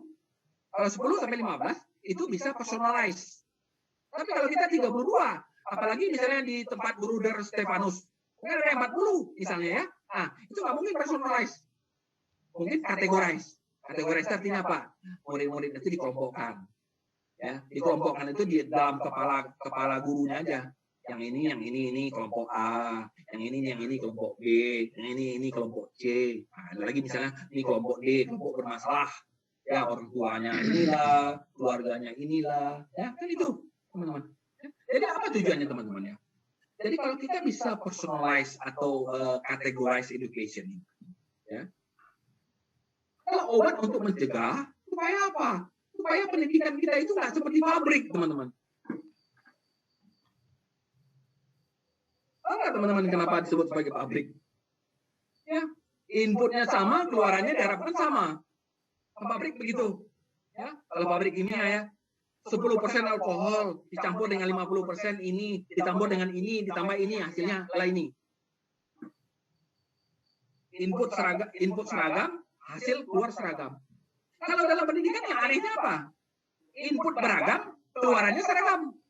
Ya nggak bisa dong. Itu sistem pabrik namanya. Sistem pabrik. Kemudian dibasah-basah lagi. Ya, inputnya beragam supaya hasilnya seragam, dilakukan berbagai teknik-teknik termasuk rekayasa. Itu rekayasa. Ya. Inilah salah satu yang dikhawatirkan kalau nanti bulan depan kita jadi melakukan apa yang disebut namanya asesmen nasional. Mungkin ada Pak Aziz di sini, kalau Pak Aziz ikut ya. Pak Aziz ya, banyak menulis buku tentang asesmen nasional. Yang ditakuti adalah apa? Takuti nanti gurunya ya itu membantu muridnya untuk menjawab itu asesmennya supaya apa? Supaya mendapatkan sekolahnya itu dianggap bagus. Kayak teman-teman ya, tahun 78. Kayak tahun 78 ya. Saya itu SMP Saverius Bukit Tinggi. Tahun 78, saya waktu itu kelas 1 SMP. Ada namanya Eptanas. Eptanas zaman tahun 78 itu bukan ujian yang sama. Dipilih aja beberapa orang. Sampling sifatnya. Apa yang terjadi teman-teman? Itu kita semua jawabannya itu dicocokkan oleh gurunya. Oke? Jangan bersuara ya. Yang 1A, yang 2B, yang 3C, yang 4D, 5D. Aduh, saya juga kadang-kadang mikir juga. Aduh, gimana ini? Pada kelas 1 SMP itu, tahun 78. Saya masih ingat. Habis itu saya tanya sama guru saya. Bu, kenapa harus dibantu jawab gitu? Nanti kalau sekolah kita dianggap nggak bagus. Padahal sekolah kita tuh termasuk sekolah bagus. Tanya Hilman. Namanya. Ya, sekolah SMP Saverius itu adalah sekolah masuk SMP paling bagus di Kota Bukit Tinggi. Itu aja gurunya takut. Nah, kita lakukan takut juga nanti di waktu AN ini. AN nanti kepala sekolah, kepala dinas, sekolah ini semua tuh pengen AN-nya tinggi. Kenapa? Mindset-nya udah salah. AN itu dianggap adalah pengganti UN. Jadi kalau UN direkayasa, AN juga nanti direkayasa. Takutnya begitu. Ya. Pembelajaran personal bisa mengapresiasi siswa sebagai individu yang berbeda. Beda minatnya, beda gaya belajarnya, beda cara berpikirnya. Tidak seperti pabrik. Kalau pabrik kan beda ya. Inputnya diseragamkan, prosesnya seragam, hasilnya seragam. Seperti bikin orang bikin Indomie gitu. Tepungnya sama, telurnya sama, gulanya sama, prosesnya sama, hasilnya sama. Nggak bisa pendidikan. Nah, biasanya itu yang terjadi kalau kita tidak menerapkan apa yang disebut namanya equity. Kenapa equity? Karena equity ini lebih sulit daripada equality. Setuju nggak Bapak Ibu? Ya, kalau equality udah enak aja, soal sama, nilai sama, ya, soal seragam aja. Saya masih ingat juga teman-teman ya. Jadi ketika saya kuliah di ITB, ya, ada seorang guru ya udah almarhum dia. Kalau dia memberi ujian teman-temannya, selalu soalnya itu lebih banyak daripada yang ini. Soalnya itu selalu berlebih. Jadi misalnya begini, ujian dikasih 10 soal, kemudian masing-masing soal dikasih bobot, soal yang sulit dikasih bobot tinggi, soal yang mudah dikasih bobot rendah. Akibatnya apa terjadi? Mahasiswa boleh memilih, kamu mau ngerjain berapa soal. Tentu yang pintar-pintar tentu pilih bobot yang gede. Mengerjakan 2 soal aja udah 100, atau 3 soal aja 35, 30 udah 100. Sebaliknya soal yang mudah dikasih bobot 10%. Sehingga anak-anak mahasiswa yang kurang pilihlah soal yang mudah, tapi yang harus dikerjain yang banyak. Saya baru sekarang tahu itu adalah prinsip equity. Ya, dan juga dia melakukan apa yang disebut namanya personal itu diferensiasi. Ya. Yang berikutnya lagi teman-teman, guru harus bisa menghindari pendekatan one size fits all. Satu ukuran cocok untuk semua. Ya, seperti kita beli baju di ini nih, di Cihampelas. Ada ukurannya apa? Enggak, ini all size. Jadi all size-nya mau segede Pak Hilman, mau segede siapapun, ukurannya sama aja semua. Di dalam pendidikan itu nggak bisa. Kenapa? Kita menghadapi anak-anak yang beragam. Jadi ini guru harus menghindari prinsip pendekatan one size fits all, walaupun ada RPP yang berlaku untuk seluruh siswa. Seharusnya tidak bersifat mutlak. Ya kan teman-teman dikunci dengan RPP ya. Nah di RPP itulah teman-teman harus melakukan diferensiasi. Ya, kan RPP-nya tidak detail sampai kepada konten-kontennya. Nah, maka tuh yang diferensiasi seperti tadi ya, kontennya, prosesnya, produknya. Ya, jadi kita tidak perlu membela diri. Pak, kalau begitu bikin RPP-nya 3 dong. Enggak, RPP-nya tetap 1. Yang didiferensiasi itu adalah apa? Ya itu tadi kontennya, prosesnya, produknya. Ya, jadi jangan dia bilang, oke, besok bikin ringkasan sama semua. Akibatnya copy paste. Ya, copy paste. Ya. Dan yang terakhir teman-teman, Profesor Rodweg itu ya, teman-teman bisa baca di buku Guru Mindset Coach ya. Guru Mindset Coach halaman 161, 161, 162, 163. Banyak nih teman-temannya. 163 sampai 169. Ya, itu bagaimana buku ini menjelaskan plus minusnya personalized learning. Ya. Profesor Rodweg sangat mendukung adanya personalisasi RPP yang bisa menaruhkan tugas menantang yang mengacu pada minat siswa agar mereka bisa merasa memiliki minat akan tugas itu. Jadi kalau anak-anak yang pintar-pintar teman-teman, itu diberi soal-soal yang menantang, tugas-tugas yang menantang. Ya. Yang sedang-sedang, yang kurang-kurang. Supaya apa? Supaya mereka merasa itu ini tugas saya. Bukan tugas kita, itu tugas saya, tugas kamu, tugas dia. Jadi rasa memilikinya itu. Ya. Jadi kalau anak-anak udah terbangun growth mindset-nya apa yang teman-teman terjadi? Makin sulit soal dia makin bangga. Oh, kamu apa? Oh, kamu kan sampai grafik aja. Saya grafik, tabel, kurva ini, itu. Saya harus tugas saya semua. Nah ini teman-temannya, namanya apa? Equity, diferensiasi.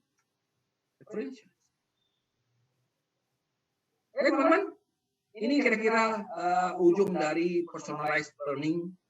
Sekarang kita masuk ke bagian yang akhir di bab ini adalah apa yang disebut namanya high expectation. Ini sudah sampai 1 jam 10 menit baru sampai sini. Ya, makanya saya mencadangkan ini adalah 1,5 jam untuk ini. 1,5 jam untuk topik ini saja. Ya, ini 2 topik berikutnya itu lebih ringan.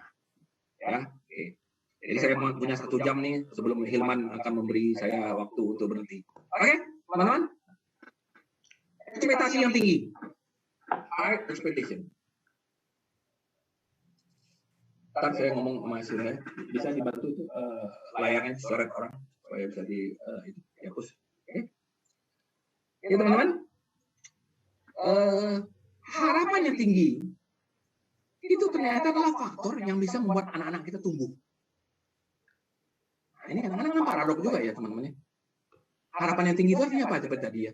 Dikasih soal sulit, habis itu dikasih tahu, Bapak berharap kamu semua dapat 100. Ini kan memang kadang-kadang kelihatannya paradoks. Kalau mau dapat 100, Pak, kasih soal yang gampang. Kalau bisa dilihat aja udah tahu jawabannya, dapat 100 semua. Ini soalnya sulit, dikasih harapan semua dapat 100.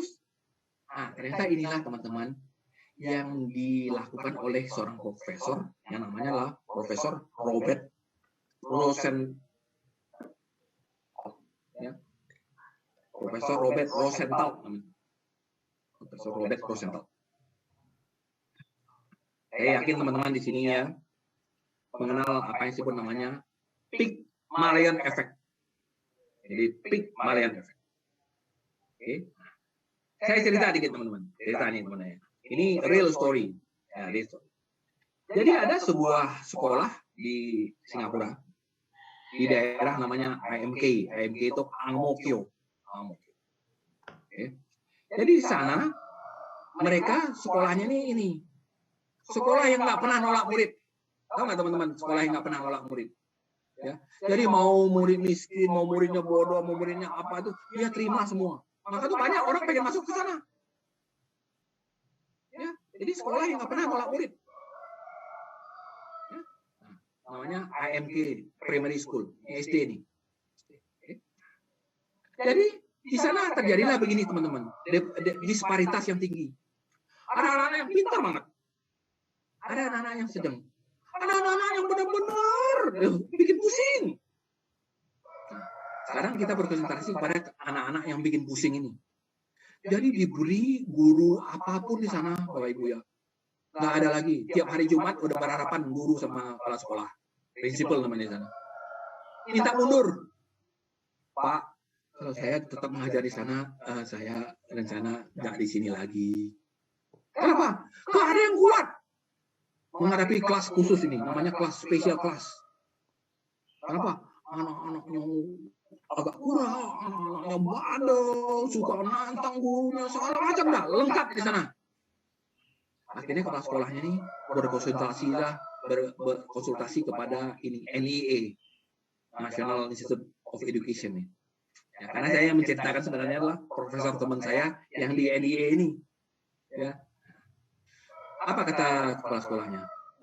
Prof, kami mengalami kendala seperti ini. Rupanya si profesor tuh mendalami apa yang itu namanya Pygmalion Effect. Oh, itu ya. Oke, saya punya seorang guru buat kamu nih. Ternyata dia punya seorang lulusan, teman-teman, yang memang sudah dilatih khusus untuk menghadapi kelas spesial kelas nih. Ya, itulah salah satu kehebatan dari pendidikan Singapura itu mereka sudah mulai masuk ke bidang-bidang yang namanya sub-sub.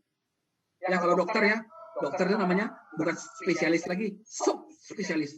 Kalau ini sub spesialis. Jadi kalau banyak jantung tuh bukan hanya jantungnya lagi, sampai ke arteri kecil itu ada dokter-dokter spesialis. Dan beginilah guru.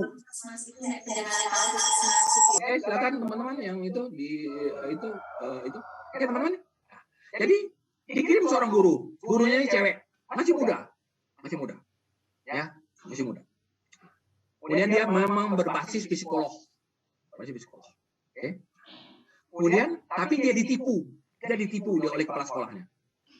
Ketika dia masuk, apa kata kepala sekolahnya ke dia? Miss, terima kasih sudah bergabung sama Ang Mo Kio Primary School. Miss, kami undang di sini, kenapa? Kami punya sebuah kelas yang khusus. Khususnya apa? Anak-anaknya itu pintar semua. Ini dibohongin sama dia. Ini anak-anak, Miss ya. Benar-benar anak-anak pilihan semua. Mungkin di Singapura ini adalah anak-anak yang masuk jago. Jadi awal-awal teman-temannya otak si Miss-nya ini udah dicuci dulu. Bahwa dia akan diberitahu bahwa dia akan mendapatkan kelas yang anaknya semuanya pinter isinya. Padahal yang terjadi sebenarnya apa? Isi anaknya adalah anak yang tadi yang saya sebutkan.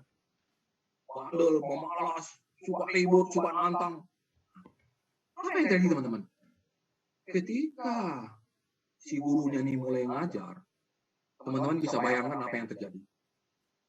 Ya, digangguin, dilemparin kapur, segala macam, disuruh nulis nggak mau, disuruh catat nggak mau. Tapi gurunya ini karena udah dalam otaknya tuh udah yakin ini anak-anak pinter, anak-anak spesial. Apa yang terjadi teman-teman? Dia berusaha mengajar dengan baik, sebaik mungkin. Karena dia yakin dalam diri dia itulah ini anak-anak pinter. Apa yang terjadi teman-teman? Dalam waktu 2 bulan terjadi perubahan yang tidak ada seorang pun bisa membayangkan sebelum. Tahu-tahu kelas ini menjadi jinak. Dan waktu ujian mid, apa yang terjadi? Anak-anak ini mengalahkan anak-anak yang kelas A istilahnya. Ini anak kelas D, anak kelas A. Sampai orang juga bingung. Ini apa gurunya diberi bocoran soal nih? Tahu-tahu anaknya nilai-nilainya lebih tinggi daripada anak kelas A. Nah, disinilah teman-teman, lihat ya. Ini adalah namanya Pygmalion Effect. Jadi apa Pygmalion Effect itu? Nanti teman-teman lihat. Teman-teman, ada gambarnya saya udah sediain ini. Ya. Gambarnya saya udah sediain ya. Di halaman 20. Halaman 20. Ya, ada gambarnya.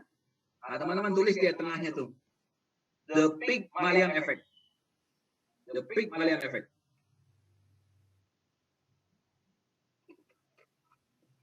The Pygmalion Effect. Kemudian di kotak yang atas, sebut namanya adalah apa nih? Tulisan saya ketutup nih. Your belief. Your belief. Ya, your belief. Your belief. Jadi artinya apa? Keyakinan kita. Ya, keyakinan kita. Your belief about others. Jadi keyakinan si guru tadi terhadap muridnya. Kemudian bikin garis melengkung itu influence. Your action. Influence your action. Action kepada siapa? Kepada orang lain.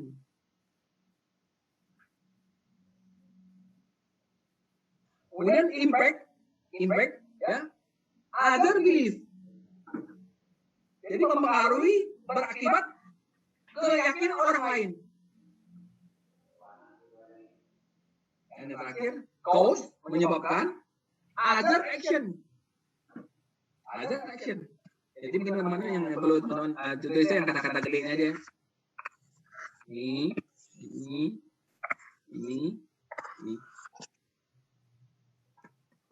Saya perlu membahas ini lebih cukup dalam karena ini sangat penting. Ini di luar buku nih, agak luar dari buku. Saya berguru sama Prof. Suyanto nih, karena Prof. Suyanto ahli dalam bidang ini. Saya berguru sama Prof. Suyanto. Cuma malam mempelajari tentang Pygmalion Effect. Kalau teman-teman mau mempelajarinya, teman-teman pergi aja ke suyanto.id. Ada satu modul yang membahas tentang khusus the Pygmalion Effect.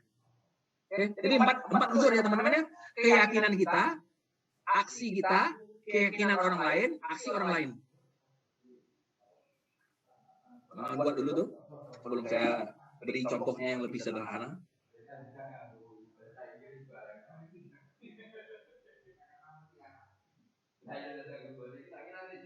Catat dulu ya, supaya nanti teman-teman nggak catat, teman-teman mendengarkan saya ya.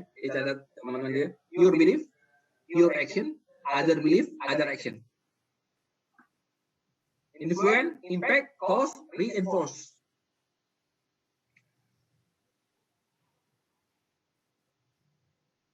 Jadi supaya teman-teman mudah memahaminya, saya sudah menyiapkan slide yang sangat mudah dipahami. Oke, udah ya? Saya pindah ya supaya kita waktunya habis ya. Nanti kalau perlu ini kita balik. Nih. Ini saya udah siapkan slide khususnya nih. Ya. Saya mencari dengan sangat teliti ini. Ya. Nah, ini ibarat cowok naksir cewek. Ini kan mudah memahaminya. Si cewek ini, dia merasa dia nggak cantik. Nggak cantik, biasalah, B aja. Kata anak-anak zaman sekarang. Gimana dia? B aja. Tapi si cowok ini sangat yakin ini cewek adalah pasangan idaman dia. Pasangan idaman dia. Ini cewek yang nanti akan menjadi ibu dari anak-anak saya. Akan mendampingi hidup saya. Akan menua bersama. Pokoknya ini udah yakin banget lah. Ini paling baik lah. Maka itu akibatnya apa? Your action. Apa action dia? Diberi bunga. Beri bunganya artinya ditembak. Ya, I love you lah istilahnya teman anak-anak zaman sekarang. Ya Bu Eni ya, ditembak namanya Ibu Eni ya. Nah, mungkin Bu Eni juga pernah ditembak dulu mungkin ya kan. Nah, gitu kira-kira ya. Akibatnya apa teman-teman? Si cewek tadi yang merasa dia tidak terlalu cantik, merasa, ada cowok yang naksir saya ya. Ya. Akibatnya apa? Belief dia naik. Ingat tadi ya, your belief, your action, other belief. Si cewek sekarang merasa, ini gambarnya teman-teman. Langsung dia bercermin di depan cermin. Iya ya, bibir saya ini memang cukup seksi. Muka saya cukup mulus. Rambut saya cukup ini. Akibatnya dia mulai berdandan. Apa yang terjadi teman-teman? Inilah yang terjadi. Yang naksir dia bukan, yang naksir dia bukan 1, 2 lagi teman-teman. Seabrek-abrek. Apalagi udah pakai baju yang seksi begini. Ya, teman-teman lihat ya bayangannya. Nah, sekarang kita ganti teman-teman. Yang si cowok itu adalah guru, yang si cewek ini adalah murid. Nah, coba teman-teman bayangkan. Yang si cowok adalah guru, yang si cewek itu adalah murid. Nah, mari kita mainkan teman-teman ya. Coba, nih, ini mainannya. Mainan. Nah, teman-teman catat dulu. Teman-teman catat yang di bawah. Yang di bawah ada ini kan? Yang gambarnya yang bawah, yang gambarnya kotak. Tulis namanya reinforcing loop. Reinforcing loop. Oke, nah, tulis di samping ini. Student get better grade. Oke. Teacher think student apa nih? Saya tutup sama layarnya. Smart.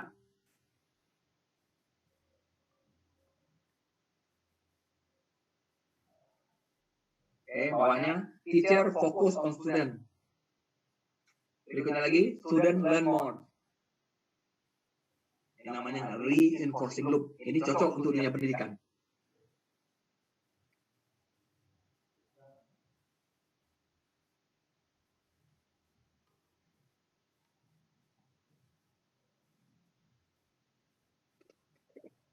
Jadi saya di modul-modul tertentu teman-teman, kalau saya rasa modul ini sangat bagus, saya mengambil materi-materi di luar yang ada di buku. Nah, atau kita lama bahasnya. Ya, lama bahasnya. Wah, sudah 1,5 jam. Setengah jam lagi saya mau di stop sama Pak Hilman. Oke, mari kita mulai teman-teman ya. Udah ya? Mari kita mulai ya. Nah, jadi dari mana mulainya teman-teman? Mulainya ini. Tulis teman-teman ya. Satu ini. Satunya itu. Ya, 2-nya ini. 3-nya ini. 4-nya ini. Kasih nomor teman-teman supaya teman-teman mudah mengikuti. Jadi inilah aplikasi Pygmalion Effect di dalam dunia pendidikan. Ini persis seperti yang terjadi di Amokyo School tadi. Persis seperti yang terjadi di Amokyo School tadi. Nah, inilah yang perlu kita adopsi, kita terapkan di kelas kita, di sekolah kita, di kampus kita, di ruang kuliah kita, dimanapun kita berada. Ya, termasuk di keluarga kita juga begitu seperti itu. Ya. Oke, kita mulai nomor 1 ya. Tadi ingat tadi. Tadi kan apa si cowok yakin ini cewek yang paling baik buat dia. Nah, ini juga begitu. Ya, guru berpikir bahwa anak-anaknya adalah orang pintar, smart. Seperti belief kita yang 2 minggu lalu kita baca. Apa? Saya yakin semua murid saya adalah cerdas dan bisa belajar. Nah, karena gurunya yakin bahwa murid-muridnya ini adalah anak-anak pintar, akibatnya apa yang terjadi, teman? Teacher fokus on student. Jadi gurunya itu memberi perhatian yang baik penuh kepada guru muridnya. Karena muridnya mendapat perhatian yang baik dari gurunya, apa yang terjadi, teman-teman? Muridnya itu pun semangat belajar. Akibatnya apa? Nilainya naik. Dan ini berulang-ulang terus terjadi. Maka itu namanya reinforcing loop. Loop terus. Ini coba teman-teman bayangkan ya. Kalau ini bisa kita bawa di kelas. Gak ada anak yang bodoh. Setuju Bapak Ibu? Apalagi Bapak Ibu menerapkan prinsip-prinsip equity tadi. Equity. Ya. Teacher think student is smart. Teacher focus on student. Student learn more. Student get better grade. Inilah teman-teman bukti bahwa apa ya? Bahwa growth mindset itu memang berpengaruh kepada nilai akademis. Kenapa? Inilah namanya GM teacher. Setuju nggak teman-teman? GM teacher-nya di sana. Ya, mungkin di sini dia masih mendapatkan FM student. Tapi karena gurunya GM, muridnya FM, menjadilah studennya menjadi GM. Ingat prinsip yang pertama. Ya, apa? Guru GM bisa mengembangkan murid FM. Sebaliknya, guru FM bisa menghancurkan murid GM.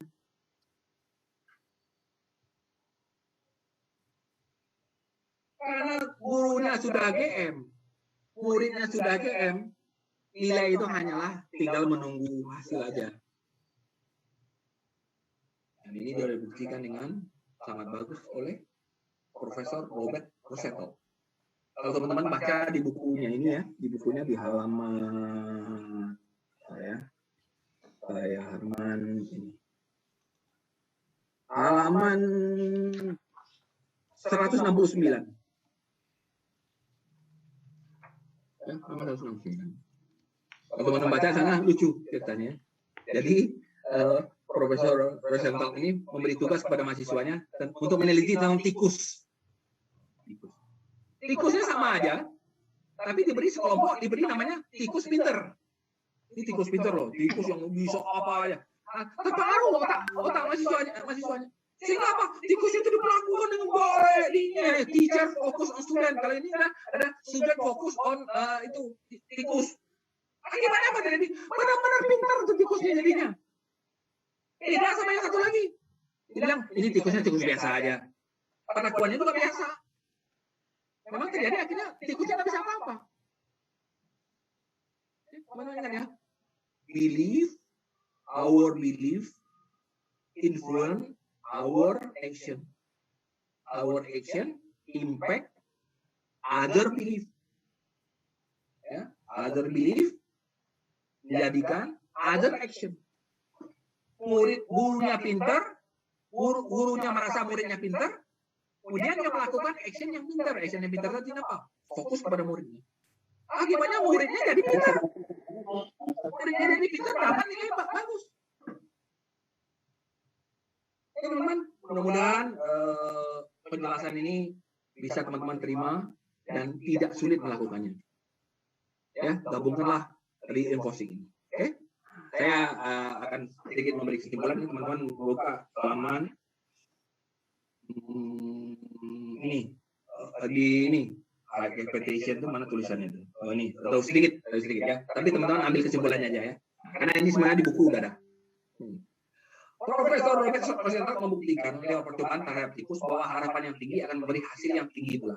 Tikus saja bisa menjadi lebih pintar karena keyakinan mahasiswanya.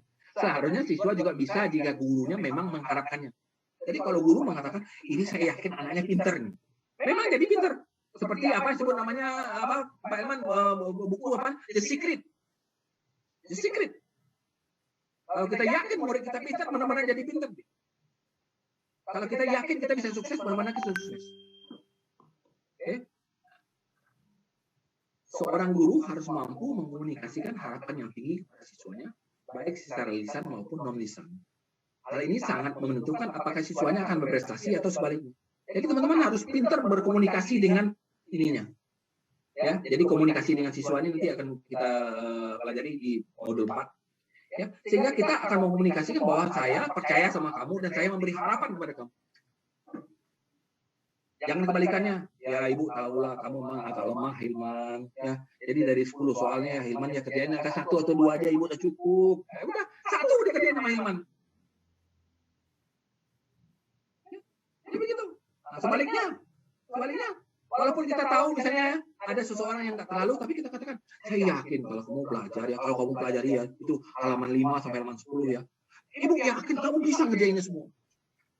Sampai di rumah anak-anaknya bala balik itu 10 halaman itu. Benar-benar bisa jadinya.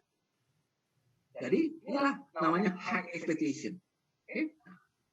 Mindset akan memungkinkan prestasi bisa dicapai lewat keyakinan yang tinggi. Seperti tadi, guru GM melakukan tindakan GM bisa mengubah anak-anak FM menjadi anak-anak GM. Anak-anak GM nanti akan hasilnya adalah nilai yang bagus. Itu yang diyakini juga saat ini oleh teman-teman oleh OECD yang melakukan tes PISA. Ya, melakukan tes PISA.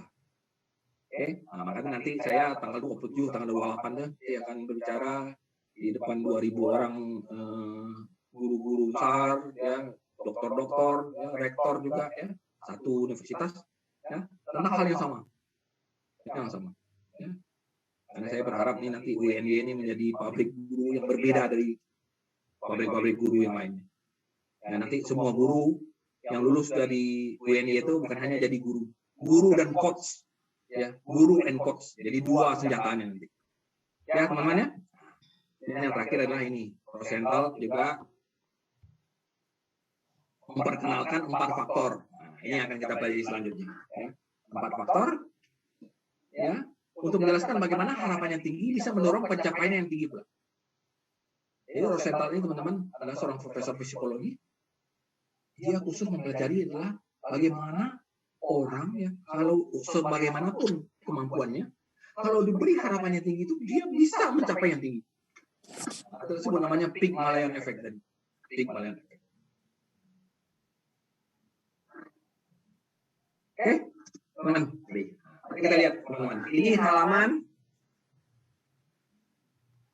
172. Ya, jadi kalau teman-teman punya buku langsung buka ya, supaya ikutinnya kan enak ya. Saya jelaskan pada bukunya. Ada namanya climate. Climate itu iklim. Di halaman 172 sebutnya iklim. Nah, apa yang penjelasan di iklim ini? Guru mendemonstrasikan, ya, perilaku yang hangat dan penuh akrab kepada siswanya. Jadi gurunya itu friendly. Jadi gurunya itu menciptakan iklim yang enak. Ya, nah, ini nanti climate itu akan kita pelajari di modul 4. Modul 4. Ya, bagaimana membangun positive relationship antara teacher and students. Okay. Kemudian disebut nama input, guru meluangkan waktu lebih banyak dan tenaga untuk siswanya. Yang mana gurunya memiliki harapan tinggi. Jadi kalau gurunya memiliki harapan tinggi kepada siswanya, gurunya juga harus bertanggung jawab. Dia harus memberi waktu lebih banyak dan tenaga lebih banyak untuk membantu siswanya itu supaya bisa memenuhi harapan tinggi. Kemudian outputnya adalah apa? Guru menyuruh siswa akan lebih sering mendemonstrasikan rasa kepercayaan diri mereka untuk mengetahui jawaban itu. Jadi kalau diberi soal-soal yang sulit, gurunya memompa rasa percaya diri. Kamu bisa, kamu baca halaman sekian, ambil rumus dari sekian, ambil rumus ini, search internet ini, search Google ini. Ya. Jadi guru, ya ini teman-teman tinggal ikuti aja halaman 172 ya. 172. Yang terakhir adalah feedback. Feedback adalah apa? Guru memberi respon yang lebih banyak dengan masukan yang lebih berkualitas. Jadi guru-gurunya itu ya ketika memberi feedback ini ya yang berkualitas tinggi. Jangan feedbacknya ya udah belajar lagi ya. Nah, itu beri feedback yang sangat jelek ke rendah itu. Ya, kalau feedback berkualitas tinggi tapi di mana kamu salah tadi? Tadi angkanya ambil di mana? Grafik mana yang dipakai? Ikut nggak ininya tadi? Berapa ambil angkanya ini? Berapa ininya ini? Grafiknya tadi tarik dari mana? Jadi itu responnya memberi kualitas tinggi. Kalau respon rendah itu, atau dilihat lagi ya. Udah gitu. Banyak banget guru tuh. Oh, ini teman-teman baca buku aja ya. Udah. Itu kualitas rendah namanya. Feedback. Jadi kalau feedback berkualitas tinggi artinya apa? Detail, fokus. Nanti. Ya, detail, fokus.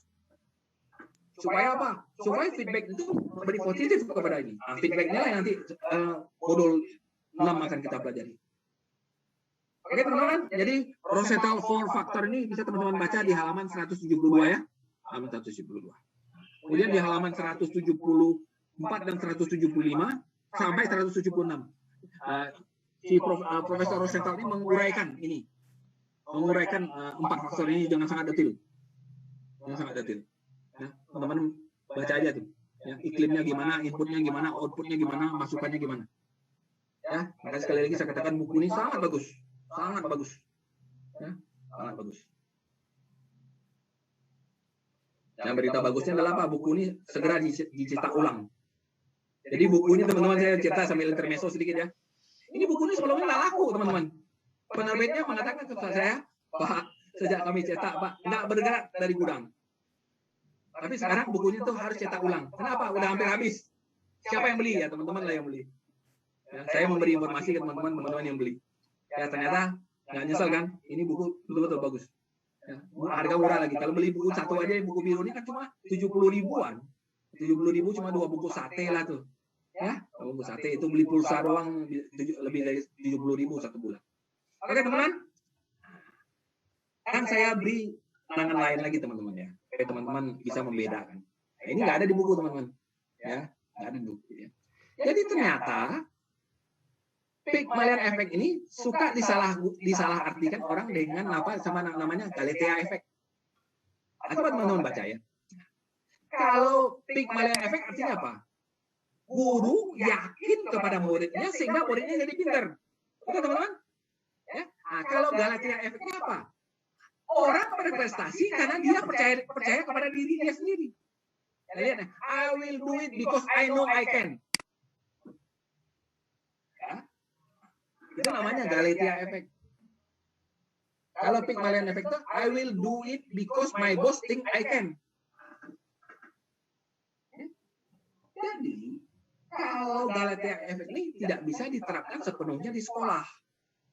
Kenapa? Ini hanya berlaku buat anak-anak pintar. Buat anak pintar. Contohnya apa? Seperti tadi. Oke, ini 10 soal, kamu boleh pilih yang mana mau kamu kerjakan. Nilai maksimal 100. Anak-anaknya memilih soal-soal yang sulit. Kenapa? I believe I know I can. Okay? Kalau Pygmalion Effect-nya lebih lain. Ini lebih menyasar kepada anak-anak yang sebenarnya yang tidak perlu pintar. Bisa jadi pintar, kenapa? Karena gurunya yakin bahwa dia pintar. Ini teman-teman catatnya sedikit ya. Ini namanya Galatea Effect. Jadi kalau kayak Galatea Effect itu seperti inilah, kepercayaan diri. Ini teman-teman kalau ada dari psikolog ya, percaya diri. Self esteem. Ya, ada lebih kata-kata yang lebih tepat nih. Self efficacy namanya. Self efficacy itu adalah yakin bahwa dia bisa mencapai itu. Namanya self efficacy. Ya, I know I can. Itu namanya Galatea Effect. Nah, itu hanya berlaku untuk anak-anak pintar. Tapi kalau anak-anak yang di luar itu lebih cocok namanya Pygmalion Effect. Dalam pendidikan lebih cocok namanya Pygmalion Effect. Supaya apa? Supaya anak-anak kita itu semuanya terangkat. Ya, berlaku sistem apa yang disebut namanya equity. Tidak berlaku namanya sistem equality. Ya, maka namanya adalah Pygmalion Effect sama Galatea. Teman-teman, kita selesai di modul ke-6 ini. Ya, modul 6 ini. Ya. Sehingga diharapkan dengan sini apa teman-teman? Inilah rumus pertama namanya growth. Ini tadi growth ya. Growth sama dengan adalah nurture, environment, training growth, dan high repetition. High repetition. Ya. Dengan 3 komponen itu yang diharapkan adalah apa? Growth. Growth itu dalam arti kelas, kata-kata apa kelas? Anak-anak kita itu tumbuh di kelas. Tumbuh di kelas. Ya. Saya yakin dan percaya teman-teman pasti menyukai modul ini. Betul kan? Banyak ilmu-ilmunya, banyak ini-ininya ya. Betul kan? Maka itu saya mempersiapkan modul ini sangat khusus. Sangat khusus. Saya berjuang ini mencari berbagai literatur-literatur. Saya pergi jauh dari bukunya. Saya pergi jauh dari bukunya. Ya. Oke teman-teman, sebagaimana biasanya kita ringkas ya dalam bentuk sebuah mind map, yaitu di halaman 22. Halaman 22. Saya stop share dulu ya. Saya stop share. Share lagi.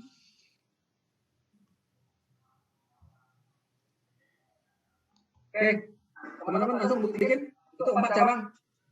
4 cabangnya. Coret-coret langsung. Tulis di tengah-tengah modul 5. Modul 5.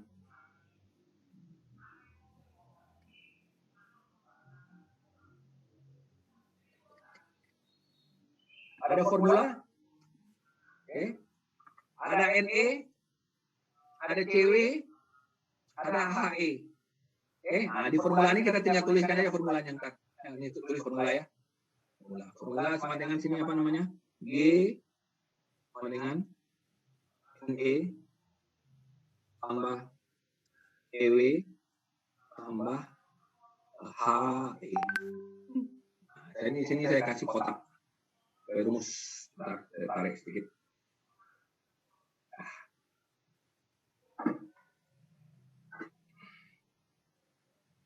Oke, teman-teman yang penasaran dengan software mind map ini, sabar dulu ya. Kami sama Pak Hilman lagi berjuang nih ke UK ya untuk mengaktifkan software khusus pendidikan kita yang saat ini lagi ada gangguan. Kalau berjodoh nanti kita akan bagi nanti di GMC, karena GMC nanti di modul 3 itu membutuhkan mind map, disebut namanya brain based learning ya. Oke. Kami doakan kok. Ya, mudah-mudahan. Oke. DNA tadi apa yang kita ituin? DNA tadi apa yang kita ituin? Walaupun kita tidak membahas setelah ini, ya. Yang prinsipnya adalah gini ya. Dan nih, saya beri singkat aja ya teman ya. Dan teacher.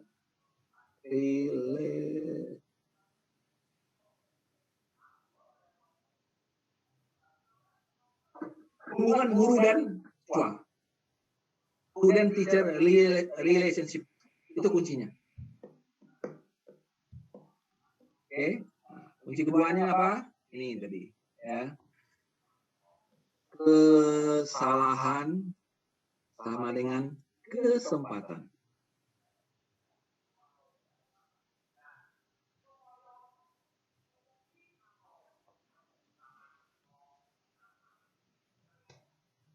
Kesalahan adalah kesempatan.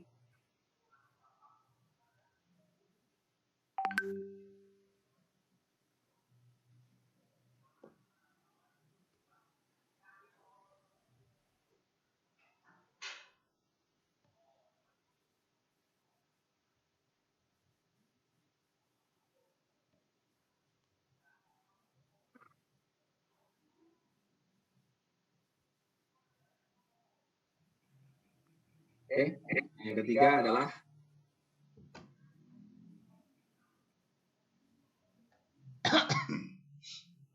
Teacher belief. teacher belief, betul sekali. Itu yang mau tulis. Ya. Teacher belief. Teacher belief. Terima kasih, Bu.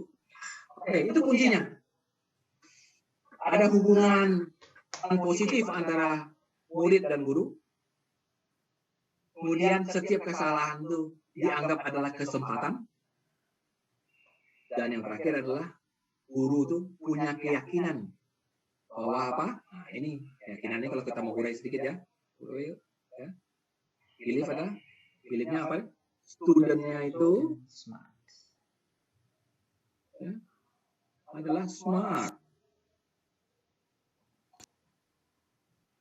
Kalau sangat smart bisa sukses.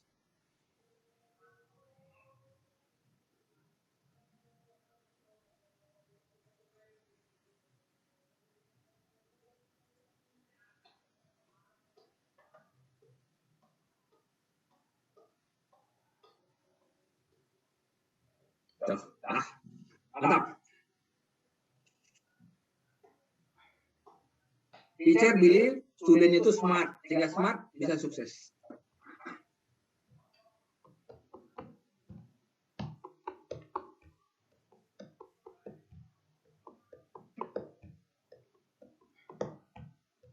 Oke, kita masuk yang ketiga.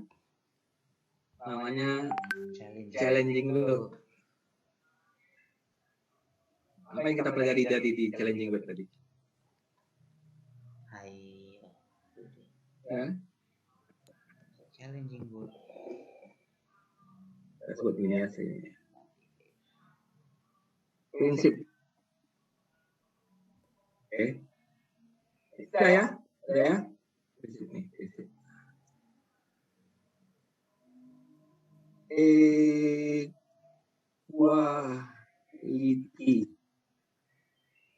Ini Equity. Oke. Ya. Saya kasih sedikit ini ya supaya teman-teman bisa ini equality.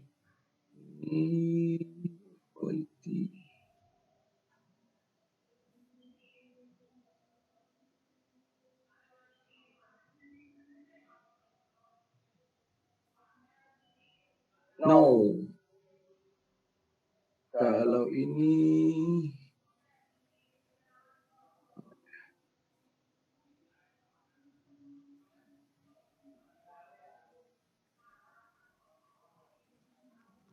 doain ya teman-teman, mudah-mudahan ini software bisa diperbaiki di UK sehingga nanti kita itu ya. Gitu. Jadi prinsipnya apa? Equality no. Equity yes. Ya, equality no. Equity yes, karena teman-teman pasti ini yang suka pakai laptop ini udah gatel-gatel lihat ini aduh Pak Johan punya ini bagus banget nih ya. Atau untuk itu kita prinsip apa namanya? Diferensiasi. Diferensiasi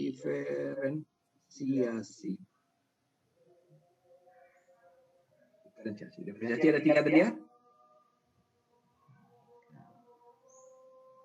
Konten,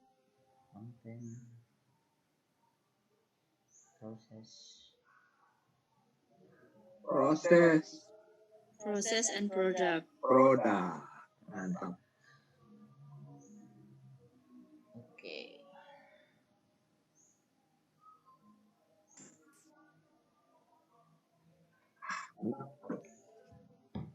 Saya bunuh dulu. View. Oke. Mantap ya. Enak ya kalau lihat pakai map kan, langsung cik, langsung neuron kita langsung bekerja. Tiung, tiung, tiung, tiung.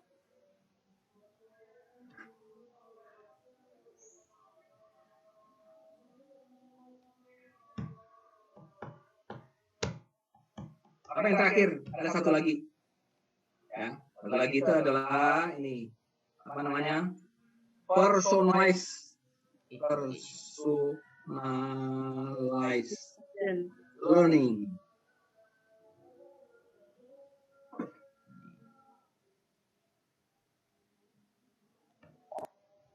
Personalized learning. Jadi personalized learning ini dari mana itu? Ini adalah penginiin dari ini. Nih. Jadi ini itu adalah ini.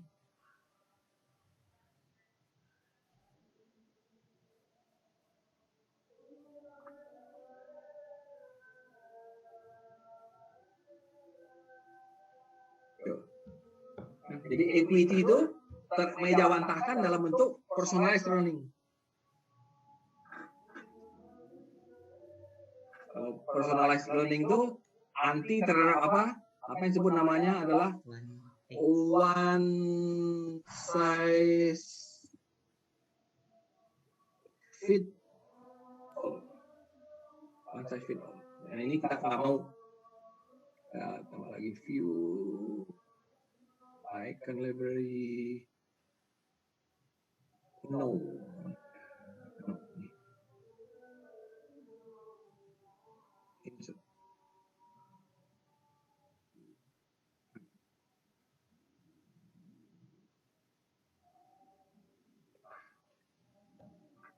Wah, coba nih. Pak Bu, ini tolong dibantu layarnya. Oke, teman-teman. Ya. Makin menarik ini ya. Nah, ya, terakhir. High repetition. Apa yang kita pelajari ini sini? Kita sebut namanya Pygmalion effect. Pygmalion effect. Pygmalion effect.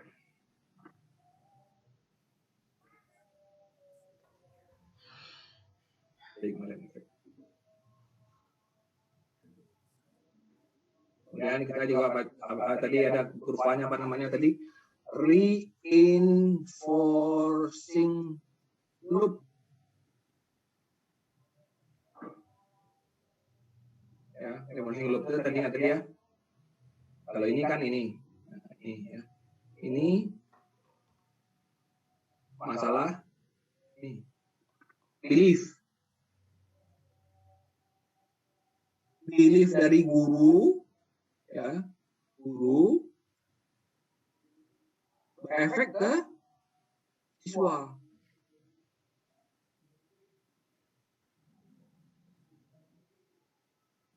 Jadi belief gurunya itu naik tinggi,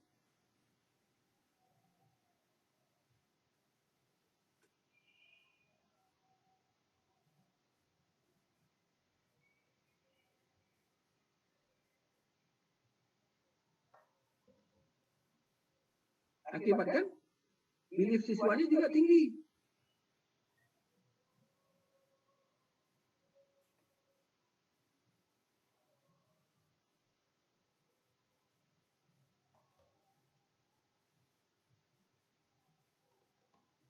Pilih yang warna merah dan ini. Ini dia, mantap. Teng dong nih.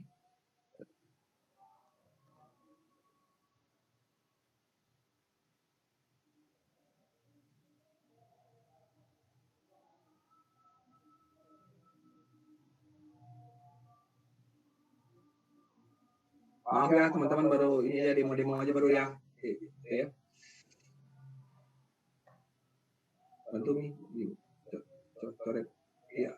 Oke, ini yang terakhir adalah namanya Rosenthal factor. Rosen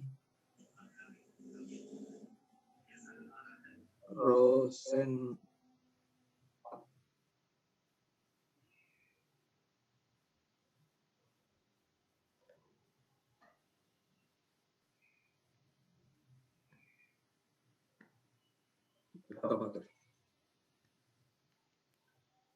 Ada 4 ya.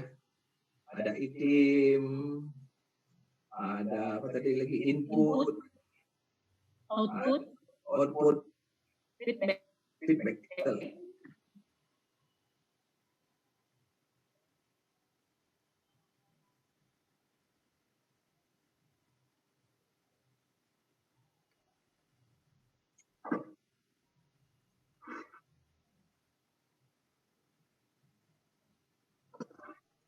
Tinggal menganalisis ini ya. Ini tinggal apa, iklim, input, output, feedback.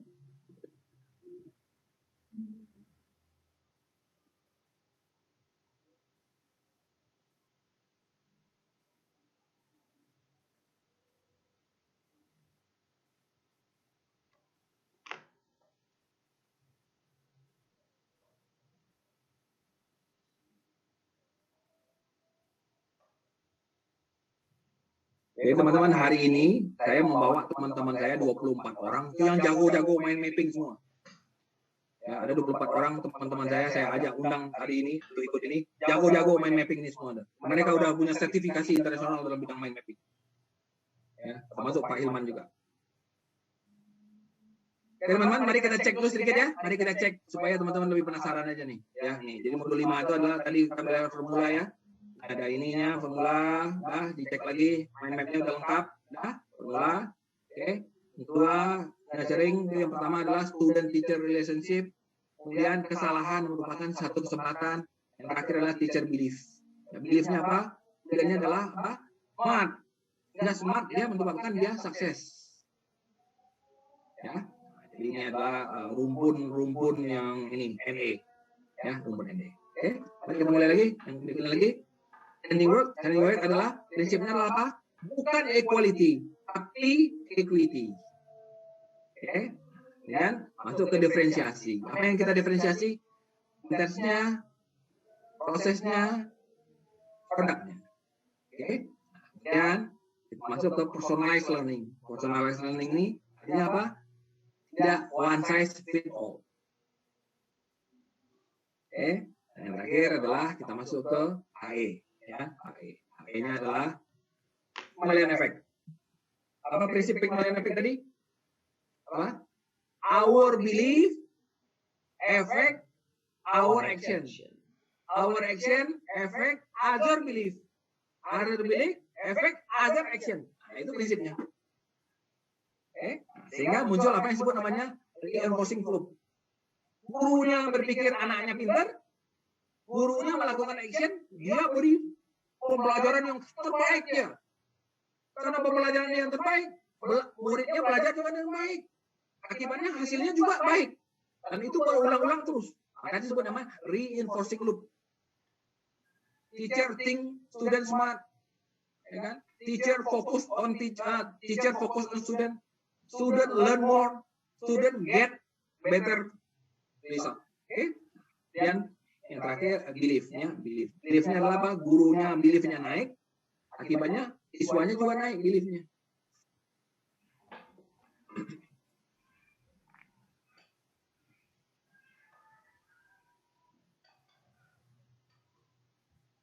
Yang berikutnya adalah central factor. Faktor ada tadi ya. Gimana IQ-nya, gimana inputnya, gimana outputnya, gimana feedback-nya.